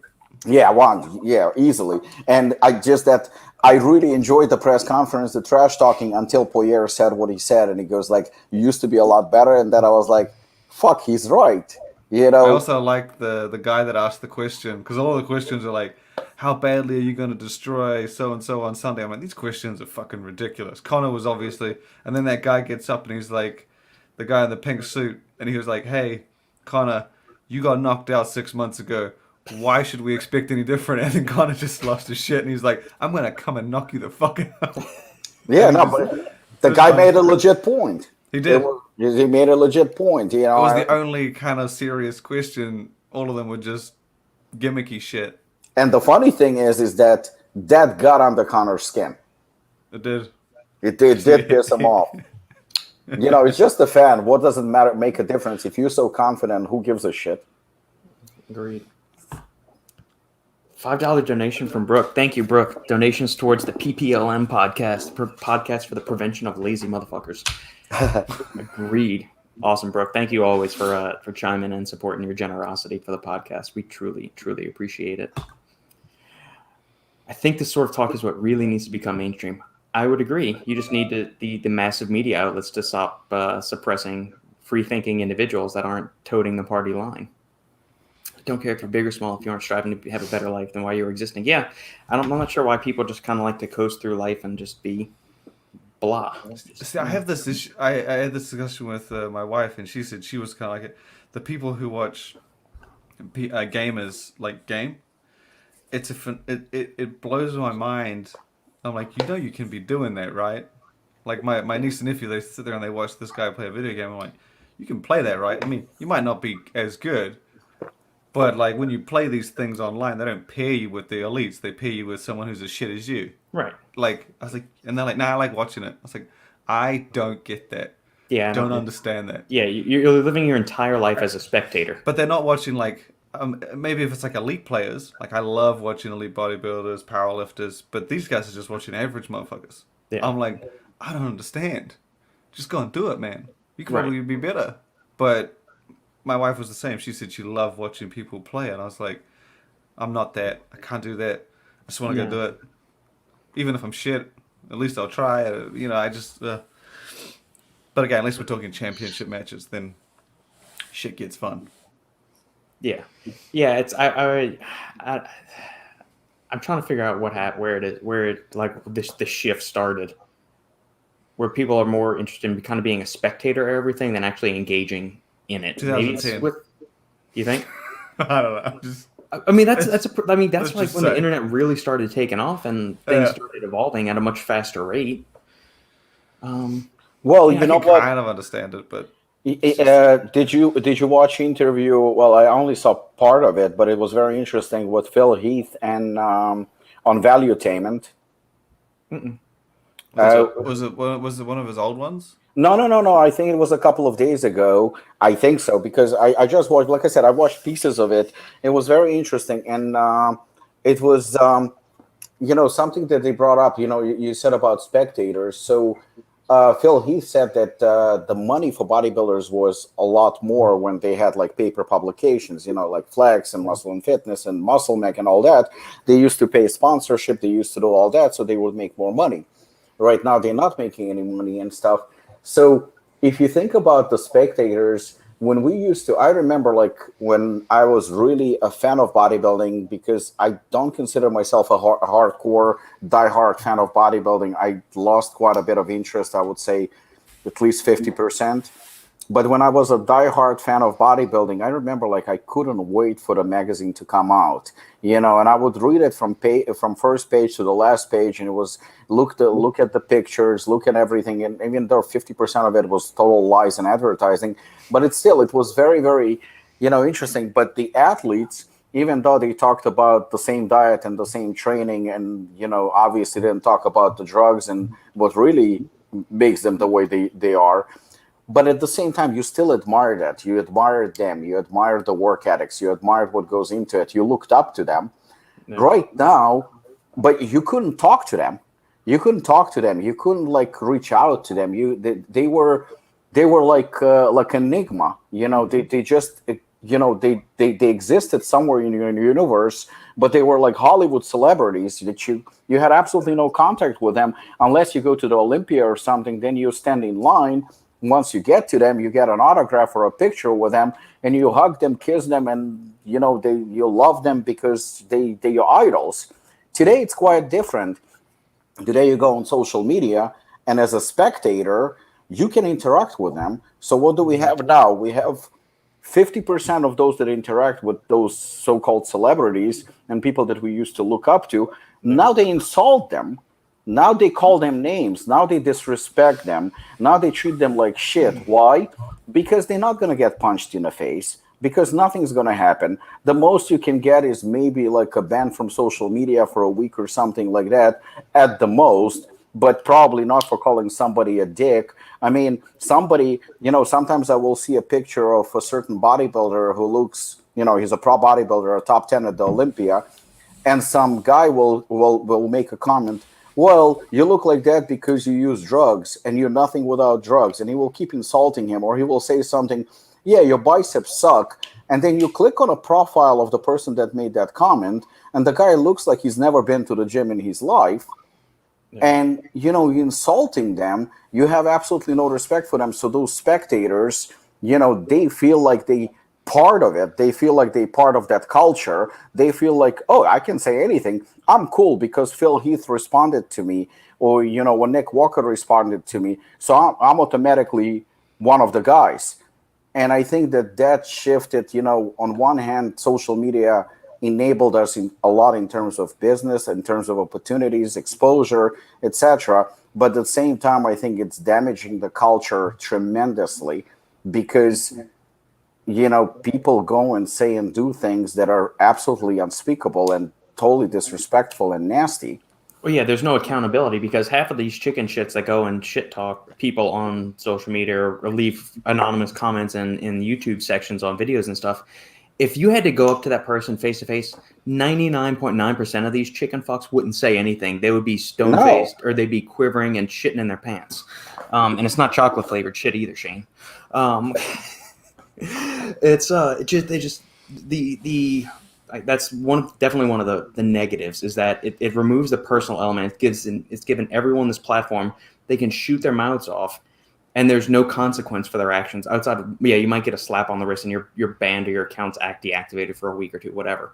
But none of these people, like if Phil posts a picture online, there's a whole bunch of negative things either about his stomach or whatever, what he has or hasn't done for the sport of bodybuilding. I guarantee you not a one of those fucks would go up to him and say any of that stuff if they were face to face with him or any other person. Like the Guy Cisternino stuff, nobody would ever go up to Guy and basically say anything. The only person that you would, Robbie, because you're kind of one of those guys that is real online as you are in person. So, but those kind of people are very few, far and in between. Yeah, go ahead. Sorry. Yeah, funny thing is that people are like saying stuff on the internet, but when they got approached and when they got their attention, they were like, "Oh, I'm so sorry.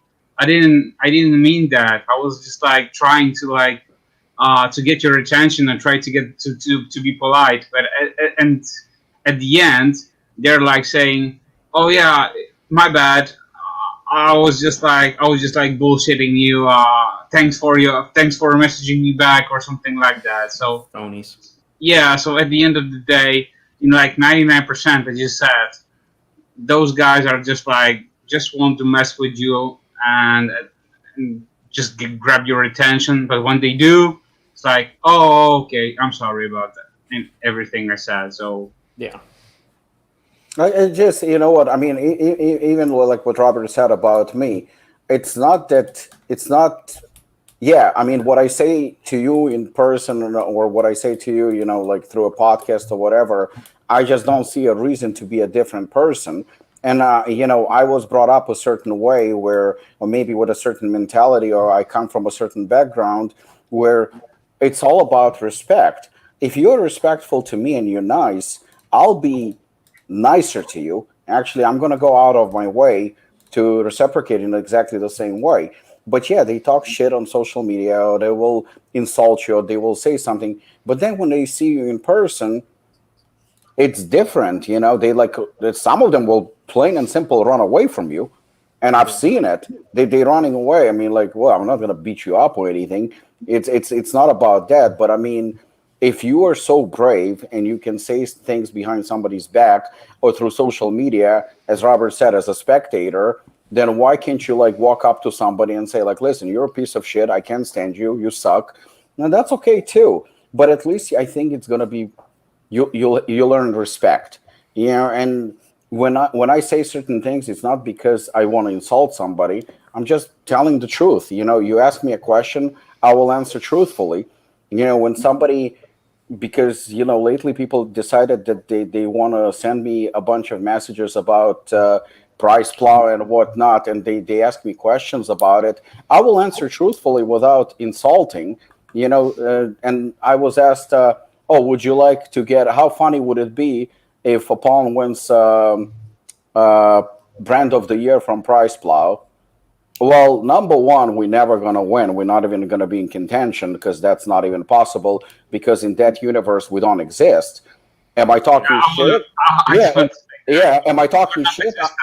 Yeah, I'm not talking shit. I'm honest. I mean, they're the only brand of the year that does make sense and is an honor is Stacked. That's it. Others, they don't exist. Ryan posted actually something a couple of days ago, and like I said, Ryan and I have a good relationship. I believe so, but I'll be transparent just like he is. He said that he gets paid by the brands, which I respect that he said that. Mm-hmm. But he said he's getting paid for content, and he's getting paid for, to promote a flavor or whatever. But if he doesn't like something, he's not going to promote. Well, I think as soon as the money involvement to promote a product or a brand exists, and you award somebody a brand of the year, I'm sorry, but the credibility, in my opinion, is out the window. I mean, that's just because, you know what? Let's be honest. When somebody wins brand of the year from Fitness Informant, or somebody wins a brand of the year from Price Plow, what do we say behind the scenes? I mean, we're all guilty of it. Let's admit it. We all say that that's been purchased. It hasn't been won. It's been purchased. So would I want to have, even if I legitimately got a brand of the year, of course, I'm talking shit right now, but if I won a brand of the year from Price Plow or Fitness Informant, in my opinion, that would discredit my brand. I think it would discredit my brand, and it would discredit me. We can also say that for the bodybuilding.com awards too, because it's a pay-to-play system. 100%, so the only brands that are in contention are the ones that are the biggest spenders. Oh, yeah. I mean, and they don't hide that fact. They pretty much don't hide that fact. And I think that's the problem. Like, if we are transparent and we are honest, then let's be honest. But that doesn't mean, oh, look, this guy is a badass because he doesn't, he's confrontational and he says things that are on his mind. No, he's just honest. He's honest, and he calls it like it is. That's simple as that. Rather be that than somebody who's going to say on social media, Robert, the supplement engineer, you're a piece of shit, and I hate your glasses, and your sheets are disgusting. And then when he sees you in person, they're not disgusting yet. They might be in a couple of days, Yeah, and then there you go. Then he sees you in person, and he goes like, Robert, it's a misunderstanding. I actually love you. Come on. Yeah. If you can't say anything nice, just don't say anything. Brooke, this is why this podcast is so refreshing. Unfettered information with no facade. I love the vocabulary you're dropping in here, Brooke. Yeah, I also noticed that today. Man, this is good. This is I need to check my vocabulary. What we need that Polish to English dictionary for Lukasz. Yeah, man. I Any wrote it detail- down, so don't worry. There we go. New stuff coming down the pipeline. Did you try that nootropic by Ninja yet? No, the nootropic from Ninja is sitting over there on the bookcase. I have not tried that yet. I haven't, just because the past couple of days I've used a pre-workout that had huperzine in it, and that's got 200 micrograms of huperzine already in it. So I don't want to really double up on that. It needs to be probably an off day from training. And I typically don't take any nootropics or anything like that on Sundays. That's an off day, and I'll have some coffee in the morning with breakfast when we got to eat breakfast after church and whatnot. But that's about it. I don't do any other supplements on Sundays. So, Robbie, when the thing that you were referencing, Cardia 6, I don't really want to say too much about it, but what's the ETA on that? Because we can at least say that. We don't have to say the name of the product or what category it is or anything like that. It's a product that Robert helped formulate. It's a product that Robert did a write-up on. It's a product that is going to be pretty cool, and it's probably going to come out in September. Okay. All right, September is for that one. There's some other things in the work. I guess I can say it's with Condemned Labs. That stuff's in the works. It's not. I don't have an ETA yet because we're finalizing formulas on a few things. But I can't give you much more than that. We're waiting on some quotes, and the nootropic I sent you is we are getting costs. We're finalizing costs on that. Last I spoke to Mike at Condemned Labs, so They've been doing some good things. Say that again, Lukasz? They've been doing some good things nowadays. Yeah, and there's some other smaller projects that's going on with them that'll be released. I'm not sure how they want to handle it as far as that, but when it does, I'll make sure Shane is the last to know, so I can get shit for it. That sounds about right. All right. I like words. I like words too. Sesquipedalian is a good word. If you like that, that's a good word. It's one of those 25-cent words, as my high school English teacher used to say. Shane, you posted recently about the cookie-filled bar coming out from Authentic Bar Jack Factory. Have you tried it yet? Well, I've tried half the flavors, the original flavors. Yeah. I ordered the other half, but I ordered before this one became available. Okay. That bar's fucking good, man. Their bars are good. We tried all 5 or 6 of whatever, how many flavors there are. So damn smooth. And then, like, the little extra flavory pieces just... Like, it's I've had a lot of the outright bar, like, spin-offs or, like, similar outright bars, but that's probably one of the 2 or 3 that I would say take the outright bar that little bit further. Do you like them more than the outright bar? Because the outright bar, you can definitely taste the oats that are in there, whereas with the authentic bar, you don't really taste them as much. I want to taste that chocolate. I want to taste them like that gooey caramel, man. Yeah.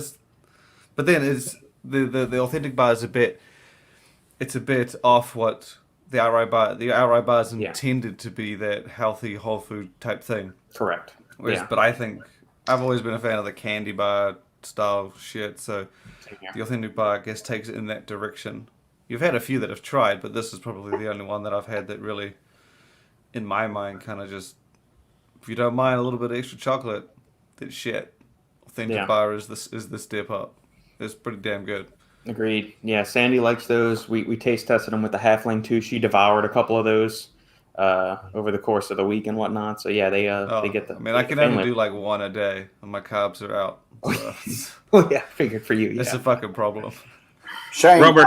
I heard very conflicting reports about one that I was very curious about. Did you try Jim's? I saw someone messaged me and said, because they were excited, they were like me. They said that the consistency is really good, like it's kind of smooth like a whipped bar, but they were saying there's not much taste or sweetness to it. To be honest, go ahead, Chase. It sounded like I saw from that it's amazing, and then I saw some that said that it's shit. So I was just No, curious. because I know whipped protein bars are usually pretty damn good on consistency, but they just have trouble communicating the flavor. Optimum's protein bar was like that, smooth as a fucking marshmallow, but just didn't have a lot of flavor. And someone was basically describing me the gym bar. They were kind of saying much the same thing, but I have it here on Tuesday. Oh, okay. And it's only one flavor, right? Yeah. Okay. Yeah. So I can share some thoughts with you guys because I already tried it. Oh, okay. Tried what? The gym bar. Yeah. Go ahead. So the consistency of the bar is pretty awesome. It's like a pillow, but you know what? The main issue with it is that A pillow. it lacks a lot, and I don't think it's gonna do well as far as like sales. Because once I unwrap the wrapper, it like dissipates. It doesn't stick together. It's like it's not a block of protein. It's basically like just like a crumbs. It doesn't stay. It doesn't stay in like a block of protein. You can't pick it up. You got just like a pieces of a bar. So would you say that if it's like very hot, it's gonna melt? It melts. It melts, man. It Yeah. melts. It melts. It doesn't stick together. So that will be a huge problem for the brand and for the bar. What about Also, taste? the first ingredient in the protein blend is micellar casein. That's a rarity with protein bars. And Oh yeah, the protein that's on the this thing. is pretty That's the good. thing that rescues the bar. The The once you macros. bite into it, it has this pleasantly good taste. It's flavorful, and The macros are fucking awesome. yeah, but Oh, the yeah, macros, It's super low carb and the high macros fat. are like keto friendly. I would say. Yeah, man. What about taste? You know what? I like the taste in general. It has this peanut butter vibe, but it's completely different experience that I ever tried. You can't compare it to like Jack Factory or outright bars or none of them, and you don't have this like honey or anything like that effect, and you also can't like get this peanut butter overwhelming effect as well. So Oh, it's man. in general it's very nice, but like I said, the main issue for the bar will be the melting aspect. Well, because the thing is actually I was contemplating, like I was actually on a website and I was about to order, but then I figured out, like during the day there's I'm not home, and Marina is not home, so nobody's there. So usually when FedEx or UPS or whoever the fuck delivers, they just drop it outside, so it can be there for hours, and it's extremely hot and humid. So I thought like probably when I'm unwrap it, it's gonna be fucking disgusting. Bro, they're not gonna survive at all. Yeah, that's the reason why I didn't order. It's just pointless to order them, especially in that kind of weather. So just don't bother. What I would do is to jump on the barbells wagon. I'm right now like munching because I've got like 2 boxes of barbells, the vegan one, and honestly, man, these are What? so damn good. I mean, the vegan one's not bad, but it's a far cry from the original. Bro, it's probably one of my favorites right now. Yeah, I've got the salty peanut and the hazelnut nougat. Yeah, Yeah, these are do you mean? very good. Bro, No, don't so don't good. get confused. Those are good. Those are good. The original are these the are good? best. The The original are plant-based ones aren't bad, but it's kind of like saying that a vegan protein is like as good as a whey protein. yeah, of course. There's a huge difference, like not a huge, but there's a big difference between the two. Like you definitely get that earthy plant-based taste there. Yeah, I'm not. But I mean, I don't mind it, but I just got them because there was like a big sale, so that's why I picked up a Yeah, box. but see the macros on like the bear belts, even the regular one. I mean, the carbs don't compare to the gym bar. that gym bar. Like the macros, like I mean, Yeah, it's almost like a keto bar. but keto bars are still like they don't go high protein. Keto Right. bars are usually the fat might be 20, but the protein is usually like 5, 10. Yeah. This is more than 1-to-1. This is 20-20, and the carbs are low. That's not. I mean, if the consistency is good and the taste is bearable or like good, and the only problem is it breaks up, I have no problem with that. Yeah. I'm gonna buy more because it's not often that I come across a snack that has that low carb. You just don't get it.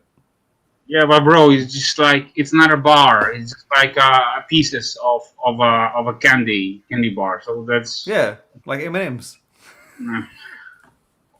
what's the point? Because you don't want to have the carbs. I can understand that. Yeah, but you can take instead different snack or something like that that also has a good amount of protein.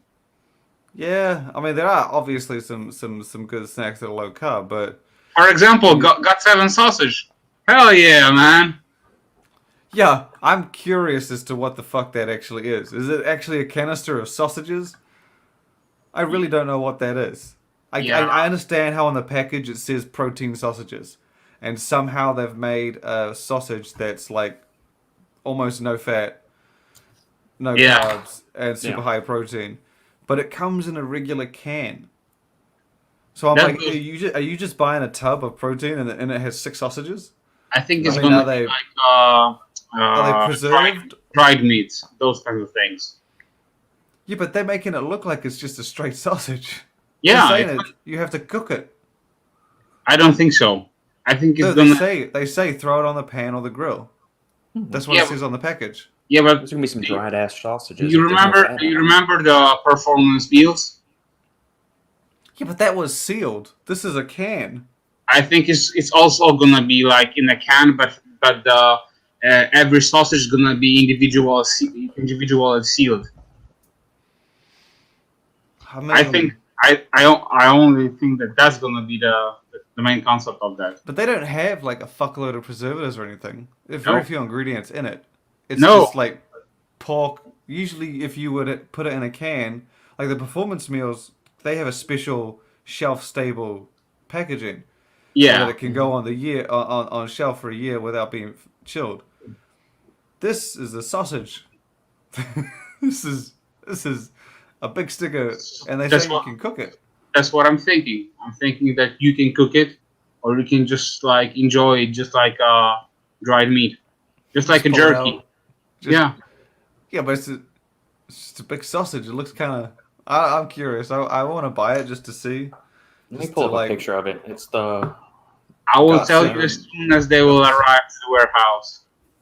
Just get someone to open it and just tell me what is in it. Yeah, man. I don't know if I can import it because it is pork. So you're importing meat products. Meat, That's not easy. That's not easy to ship across country. Yeah. What? I don't know. What's the name of it? I don't even know what's the expiration date or anything like that. It's probably like next week. Shane, where can I find the thing so I can show people a picture of it? Just type in GOT7. Just GOT7 Stack? nutrition. You can do it on there, and then sausage. All right, so GOT7 Yeah. sausage. Here we go. All right, let me. Sausage party. I I wonder if they pulled from the sausage tree that we were talking about last week. Yeah, man. I was like, is this going to be like some makeshift sausage, and it's actually made with pork? Let's I wonder go if they're on. using tenderloin or loin because most cuts of pork are pretty fatty. As a matter of fact, they don't. This is what I don't understand. It just says pork and what's the other ingredients? Milk. Fucking, Protein. yeah, milk. Yeah. Bratwurst, I mean, or bockwurst. So it's bratwurst and bockwurst. Those are like, you know what a bratwurst is? yeah, I Like know what a giant- bratwurst is. I've never seen a Yeah, bockwurst.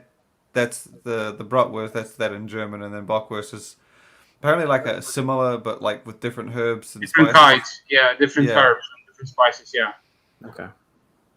But It is 8 grams of pretty- protein. Yeah, there it is. It's made with pork and yogurt. I Yeah. was like, the fuck? That's how it's going. They're going to retain the moisture in it without upping the fat count. All right, that makes sense then. Yeah, but it's a gram of fat. Yeah, so they're using probably like a non-fat yogurt or something. Half a gram of fat in a 50-gram sausage, and the primary ingredient is pork. Yeah. I mean, his pork is pretty lean, so I'm not surprised. Yeah, if they're using pork loin or pork tenderloin, that'll be lean. Yeah, pork loin is very lean. Yeah. Yeah, but if you got 50 grams of it, would only half a gram of it be fat? Yeah. If you'd go with tenderloin, yeah. If you look at a pork tenderloin, Yeah. I mean, there's basically no fat on it. I mean, if the label is actually accurate, that means they're using very high quality pork. German pork. You know, I mean, pork loin definitely would make sense. That's probably the only thing, because other than that, pigs are fat. So the pork loin. Yeah, so pork tenderloin's got Yeah. It's got 1.7 grams of fat and 50 grams. So their yogurt is probably offsetting it by like a gram. Yeah. But then that doesn't necessarily make sense because it's more pork than there is yogurt in this. Yeah. Oh, they would put probably very, very little yogurt just to keep the moisture like Robert said. Yeah. Well, it's got to Maybe be get pretty some damn good pork, probiotics dude. or something. Yeah, and there is such thing as non-fat yogurt. So that actually, I mean, like I said, the pork probably, if it's true to the label, the pork is of a very high quality and it's pork loin. Because that's 3 grams. Is that a reputable company? This is USDA. Yeah. Okay, so I mean, then it's probably very good. Yeah. Interesting. Yeah, I don't know if I want to buy it because again, I feel like it might get taken at customs. Even on the sodium content, it's not very high, which surprises me. Yeah, 300 milligrams of carbohydrates, Carbs. calories. That's basically nothing. 40 calories, man. The fuck? Yeah. Shaden's counting that. It's like beef jerky. How many Yeah, man. milligrams? I could eat I could eat the whole pack. You could. And it only costs you $7. And 6 save on sausages, your though. macros. Yeah, man. Yeah. That's what I'm Like, saying. I know There's that we might plenty I of know there's that, plenty of amazing snacks out there. I don't know if you'd get it in the US though, because I know that you guys have rules against meats being brought in from another country. Probably. Yeah, so. yeah, definitely. This is again, it is made with pork. I thought it was going to be like a sausage shape made with like some other magical shit, but it's an actual sausage. Yeah, this doesn't. I can't read German, so this doesn't. But bro, that's just seriously brilliant. It says high protein, great sausages, Made with pork. made with pork and yogurt. So we started with shit, we're finishing with sausages. Sure. Yeah. Yeah, but it's protein sausages. How far off is the new overtime, Rob? We should have it. We should release it probably. 4 months. August. Oh, whoa, 2 months, 1 Yeah, month. yeah. Probably about 6 weeks. Oh. Yeah, and this one is this one I'm actually, because I was always a big fan of overtime. This one is just truly next level. Party in the top. It's good stuff. It'll be good stuff. I still have those bottles of the last one you sent me. Yeah, I this think one. They're about 2 years old. They're still good. I still have the original bottle, whichever, like the original release when it was Anarchy Labs. I actually still have that.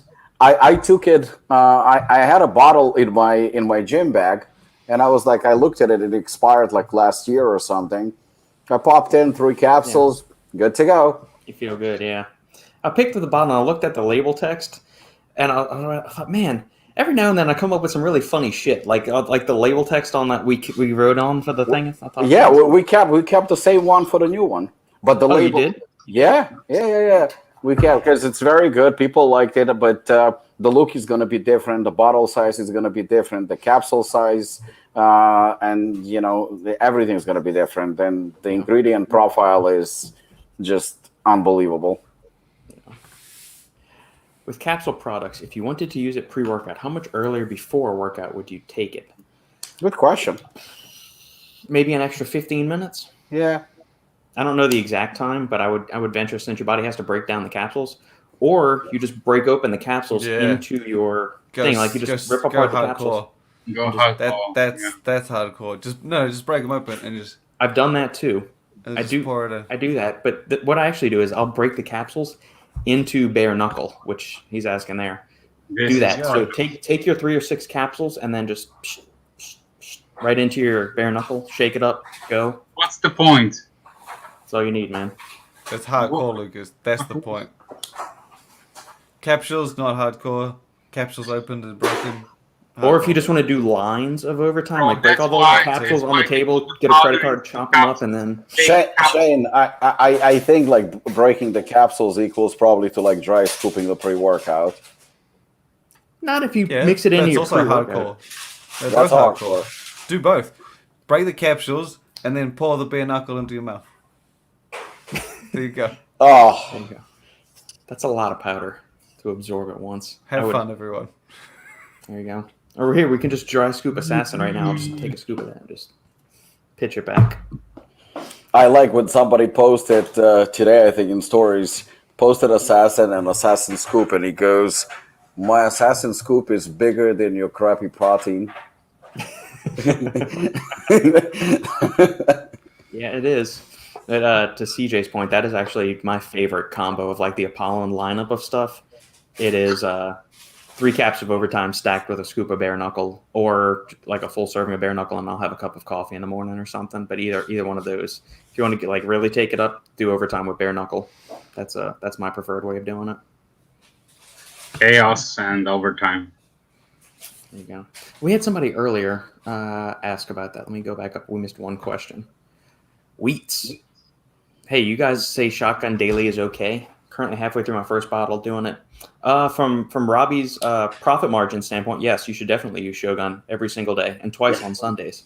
But in all seriousness, I would say that depends. Are you in a fat loss phase?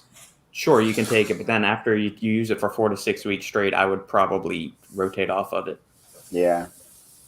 Like for me, I noticed like I typically would do is I think any cycle like cycle off is good. Like you can do 2 days on, 1 day off, or you can do 1 week on, I don't know, a day off or something like that.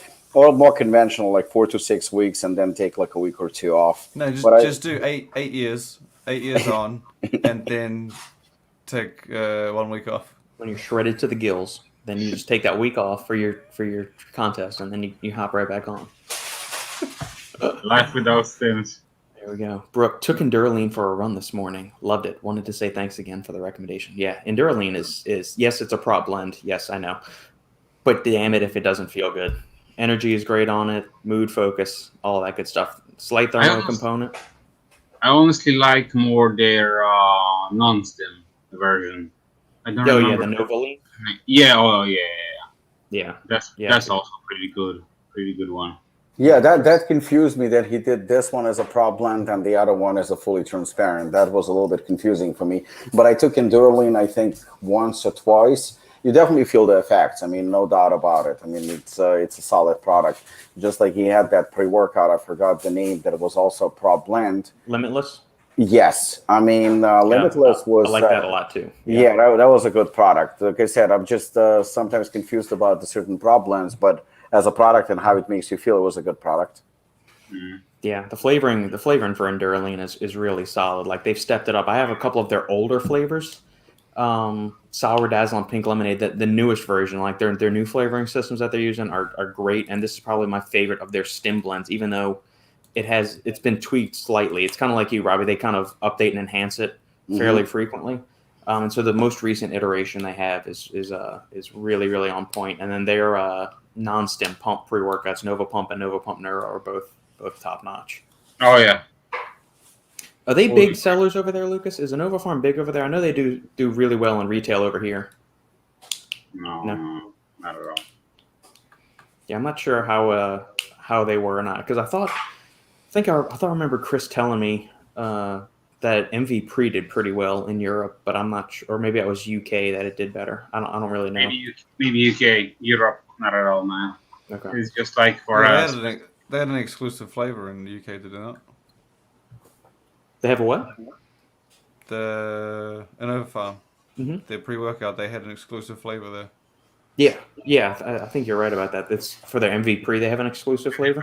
Yeah. Yeah. CJ, I need Apollon in Australia. I need overtime and assassin in my life.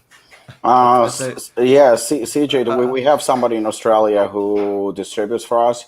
So I mean, get in touch with me through Instagram or something. And I was gonna say, I would feel with the rules, you might be better off bringing it in direct. yeah, I mean, just get in touch with me, and I'll refer you to our guy in Australia, and you can contact him. TRH1T man, when it comes to sports, I know how awesome Kumite is with Pico 2 and beta alanine and only 200 milligrams of caffeine. But what sort of experience would people get taking hooligan or assassin for football or combat sports? If you are a drug tested athlete, I would not recommend using assassin. Yeah, I mean, so in terms of experience, I can say this, and like to be fully transparent. Well, number one, Kumite is, as far as I know, as of last week, sold out. We don't have any, and we're not going to have any until the new product comes out, which is the reformulated version with a new name. In terms of assassin and hooligan, so I'll be honest, like I've used hooligan for combat sport, and to be honest, I didn't like it. I actually didn't like it at all. But at the same time, my boxing coach, and he uses it for boxing, and I know fighters who are using hooligan and they love it. So I mean, it's kind of ironic that I'm saying that I don't like my own product for certain activities, but I have to be honest about it. I did not like hooligan. Assassin, I liked a little bit more, but for me, it's always the either kumite or combination of kumite and a little bit of overtime, not full dose. I would say full dose of kumite and maybe 2 capsules of overtime. That's for me what does the trick in terms of something that requires endurance. Then I really feel good. Other than that, the only thing I can say is maybe trial and error. Just because I know some people who love it, I'm not one of them. Yeah, I mean, it's from the safety standpoint, they have used doses as high as 6 milligrams per kilogram and 9 milligrams per kilogram in martial arts, individuals practicing martial arts. So there's it was either jiu-jitsu or taekwondo study that came out in 2019 in women that gave them 9 milligrams per kilogram of caffeine, and it showed, there was a modest boost in blood pressure initially, but in the caffeine habituated individuals, so ones that were used to using it, their heart rate got back to normal baseline levels of what it typically is when they're engaged in martial arts very quickly after that. And it led to improved performance, better endurance, less fatigue resistance. Yeah, I think fatigue resistance, You know what? I think you touched up on a brilliant subject of caffeine and, endurance, because a lot of times you hear when people say that less caffeine is better for endurance, and I totally 100% disagree with that. I agree with what you just said because it's a proven science. It's not necessarily 100 or 200 milligram. You can have 600 milligram of caffeine and have an amazing endurance workout. So I probably should have clarified the reason why I did not like hooligan is that the pump. When I was clinching, due to citrulline, I guess, my arms just, I'm a little bit more muscular than an average Muay Thai fighter or kickboxer from lifting. And I remember when I was clinching, I would get very, very, very weak and tired after about 2 rounds. My arms would be pumped, and that actually contributed more to the fatigue. So it worked the opposite way. So I should have clarified. I think it's due to the pump in hooligan from citrulline that messed me up, but not caffeine.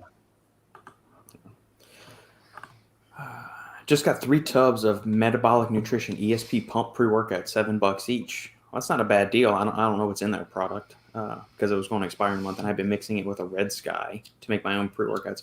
Red Sky is a fat burner pill or focus pill, whatever you want to call it, from Chaos and Pain. Chaos, yeah, that is TJ's review on that. It was start with 1 or 2 caps. Don't do the full dose because you'll be seeing things. Red Sky is a good one. Yeah, we got a bottle of it here. That's some good shit. That theophylline, man. Theophylline feels so good. I've got we got 2 bottles of it. What's in the all right? Well, we got Metabolic Nutrition. Let me see. Probably Prop Blend. Well, I know one of their older ones was. I know they pre-workout. The current one had they were advertising 750 milligram of caffeine per serving, but that was bullshit and misleading because you actually needed 3 scoops to have 750 milligram, and then it would come down to 15 servings. Oh, per tub. he's gonna burn through these tubs real quick because, yikes. That's why the price is so good. Yeah, there's nothing in it. All right, come back. I hate all these pop-ups. Okay, so 1 scoop. You get 3 grams of beta-alanine, 3 grams of citrulline malate. So you're getting 2 grams of citrulline in every scoop, 3 grams of glycerol, 725 of cluster dextrin, and 250 of agmatine. So take 3 scoops of this and you'll have a good dose. I wouldn't spend $7 on this one.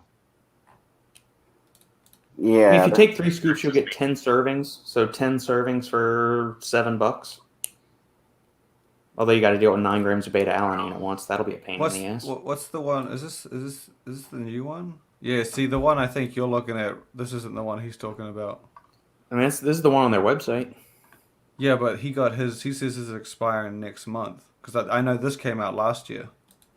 Yeah. So unless they expire in 7 months, fresh off the line, he's got ESP Pump Pre, which was different. There's an old one.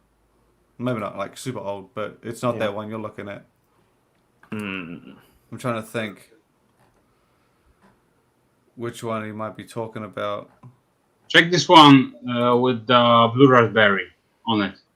This one? Go up. Yeah, this one. Yeah. Nah, it's not that one. That's the ESP Extreme. That's the I don't know if you stimulant. want to mix it. Okay. Red Sky with that. I know they had because there was PSP. ESP Pump. Maybe that is the one. ESP Pump. PSP Pump is because ESP was their stim.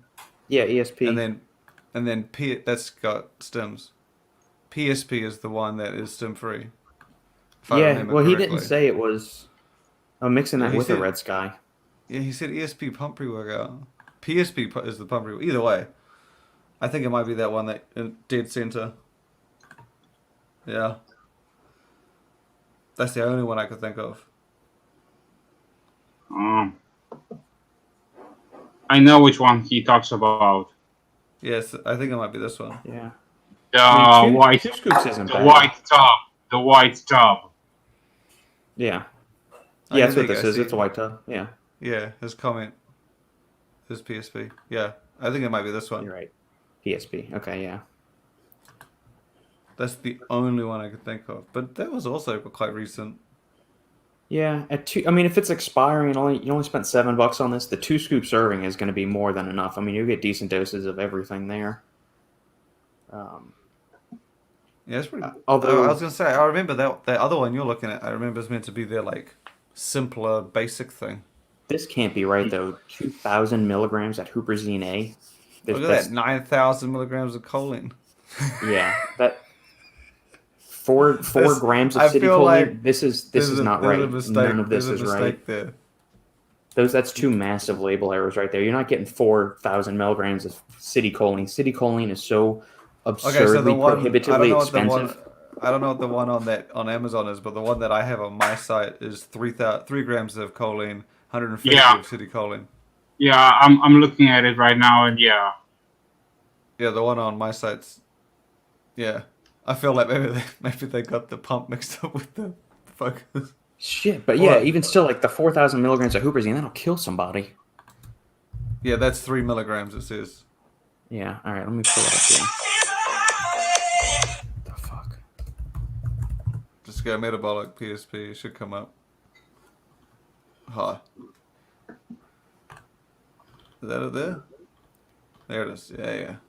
Okay, that's much better. So 200 micrograms, 300 micrograms of huperzine A, 50, 100, and 150. Okay, yeah, that's more in line with everything. That's a bit of a beast. Yeah. At the 2 scoops, it'd be really solid. I don't think you need to go up to 3 scoops. You do. Yeah, you do. You paid $7 a tub. What's that? 50 cents a serving? Okay, that's a deal. Yeah, that's fine. Okay. All right, if it's only $7 for this formula. Yeah, all right, I can go with that. That'll work. And you get 6 grams of creatine mono. Why not? Yeah, man. Just be careful with how much water you're drinking and food you're drinking, because the creatine Everything and you the want betaine. scoop. Fuck. We'll neglect the fact that they misspelled betaine right there too. Yeah, I thought that. To be honest, I see that a lot though, where they skip the E. Do you? To the point where I thought that. See, that's the other thing in a lot of European labels, they just leave the E's off the end, and I can't. I'm being the stupid person that I am. I'm like, is that just how you spell it in Germany? Yeah. Is it Well, here's like- another thing. Standardized for pepperine. It's piperine, not pepperine. Hey man, he's getting for $7. I'll Yeah, I allow know. for a few spelling errors for $7. Yeah, I know, but I'm just wondering for like, all right, so it's $7, but we've seen 2 label errors now and a massive label error on Maybe Amazon. that's why. So Maybe that's why they're on sale. well, yeah, and that's what I'm wondering. Like, so what actually is in the product itself? If you can't get the label right, that always makes me suspect of what's actually in the tub. 3 grams of taurine. Yeah. It's funny because metabolic used to be like a pretty big deal a couple of years ago here. Yeah. Where? Yeah, they were known for their fat burners, Synodrix. Why aren't more athletes using proven amazing ingredients like cluster dextrin, Pico 2? I'd love to see a study comparing athletes using maltodextrin versus cyclic dextrin or carb 10. I wouldn't You necessarily. Well, yeah, we're not going to see that most likely. You're not going to see, 100 athlete study. You might see like 8 or 16 athletes. I wouldn't say cluster dextrin is an amazing ingredient. I mean, look at what the top tier performing athletes are using that are actually in like field sports, actual glycogen depleting sports like soccer, American football, basketball, tennis. They're chugging Gatorade, Powerade, stuff like that just has dextrose in it. Cluster dextrin, it sounds really fancy and all of this other stuff. You put it on a one-to-one basis with like in an actual sports setting, I don't think you would see much of an improvement. You might see a statistically different improvement, maybe if they design the test a certain way. Real world significance, I don't see it. Pico 2, yeah, I'm a believer in, but maltodextrin is a shit ingredient. That just needs to go away. But dextrose, I don't think cluster dextrin is really going to destroy dextrose head to head. Well, dextrose is a lot cheaper. I think for endurance definitely has its place. Cluster dextrin, I think, makes sense a little bit more in lifting and powerlifting and bodybuilding. Yeah. But the main question in terms of like why athletes don't use certain ingredients, well, right off the bat, even without talking about the benefits, cluster dextrin and Pico 2 are very expensive ingredients, very expensive. So at the end, it boils down to A, lack of knowledge. B, when you go to a supplement store, some supplement stores don't even have cluster dextrin because, again, the cost and they don't want to carry it. Dextrose or maltodextrin is going to be a lot cheaper than that. So they're going to push whatever is the profit margins are higher. So that's also a given. And then, coaches, because today there are a lot of coaches, I'm speaking, specifically about bodybuilding. I mean, it's absolutely disgusting. Like nobody talks about it, but there are so many coaches and 90% of them are absolutely fucking clueless. They're clueless and they will push something that somebody else pushed to them. And it's just basically lack of knowledge and money. That's all. I mean, those are the main 2 reasons. Yeah, well, if we're going to get into like a specific bodybuilding thing, all right, one of the greatest bodybuilders of all time, 4-time Mr. Olympia. What did Jay Cutler use as his intro workout? What does he still use to this day as his intro workout? Gatorade. Doesn't use cluster dextrin. And I've heard Guy's sister Nino mention on Fuad's podcast that he said he uses Gatorade because he heard Jay uses it, even though Blackstone makes a cluster dextrin or carb supplement, he still uses Gatorade. So I use dextrose. Yeah, dextrose. Yeah, exactly. Cheap as fuck. Right, it's the same stuff that's in Gatorade, and it's the science of it sounds great, and it from a mechanistic standpoint, it's really really cool. I've got a tub of cluster dextrin here. I use it on occasion if I don't have something else. But real world scenarios, I don't think you're going to see much of a difference one way or the other. You might be able to convince yourself you might see something different, but if somebody blinded you to it, I don't think you would notice a difference one way or the other. Yeah, I've played around with all of them, but I mean, dextrose is the easiest one to get your hands on. Yeah. Especially if you go country to country. Well, I still think that I'm going to have to disagree. And here's why.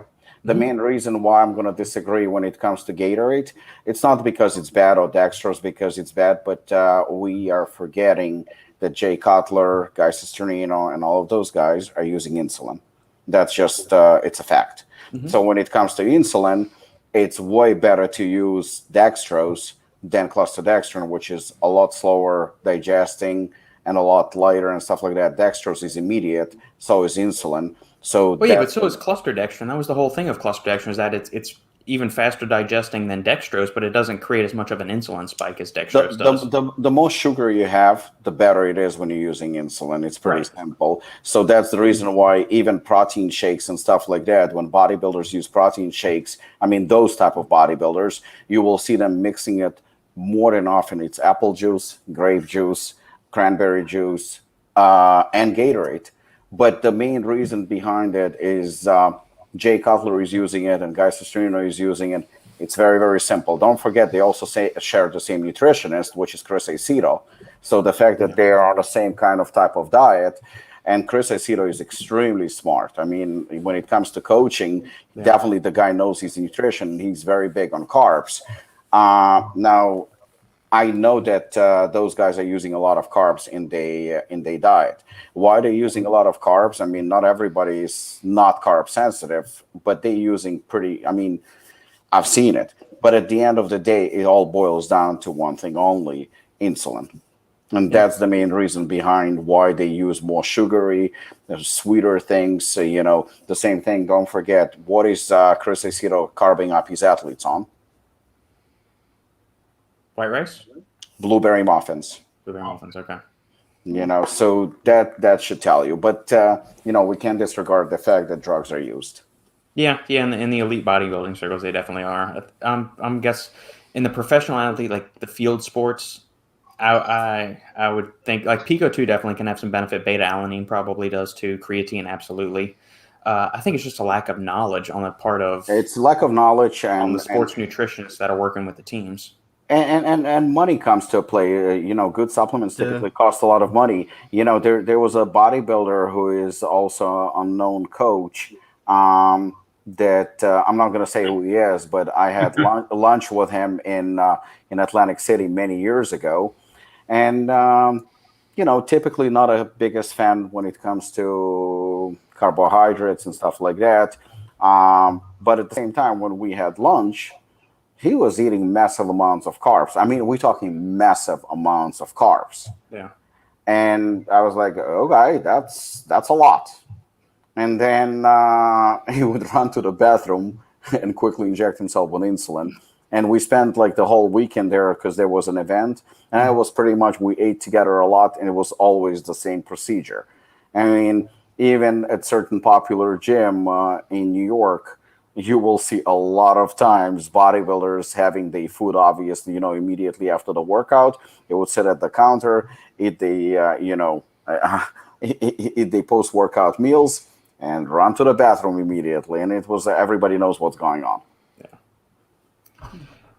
Last call for any questions, guys. You want to get in the feeder? We'll be hopping off in just a second while we give them time to get in any last minute comments or questions.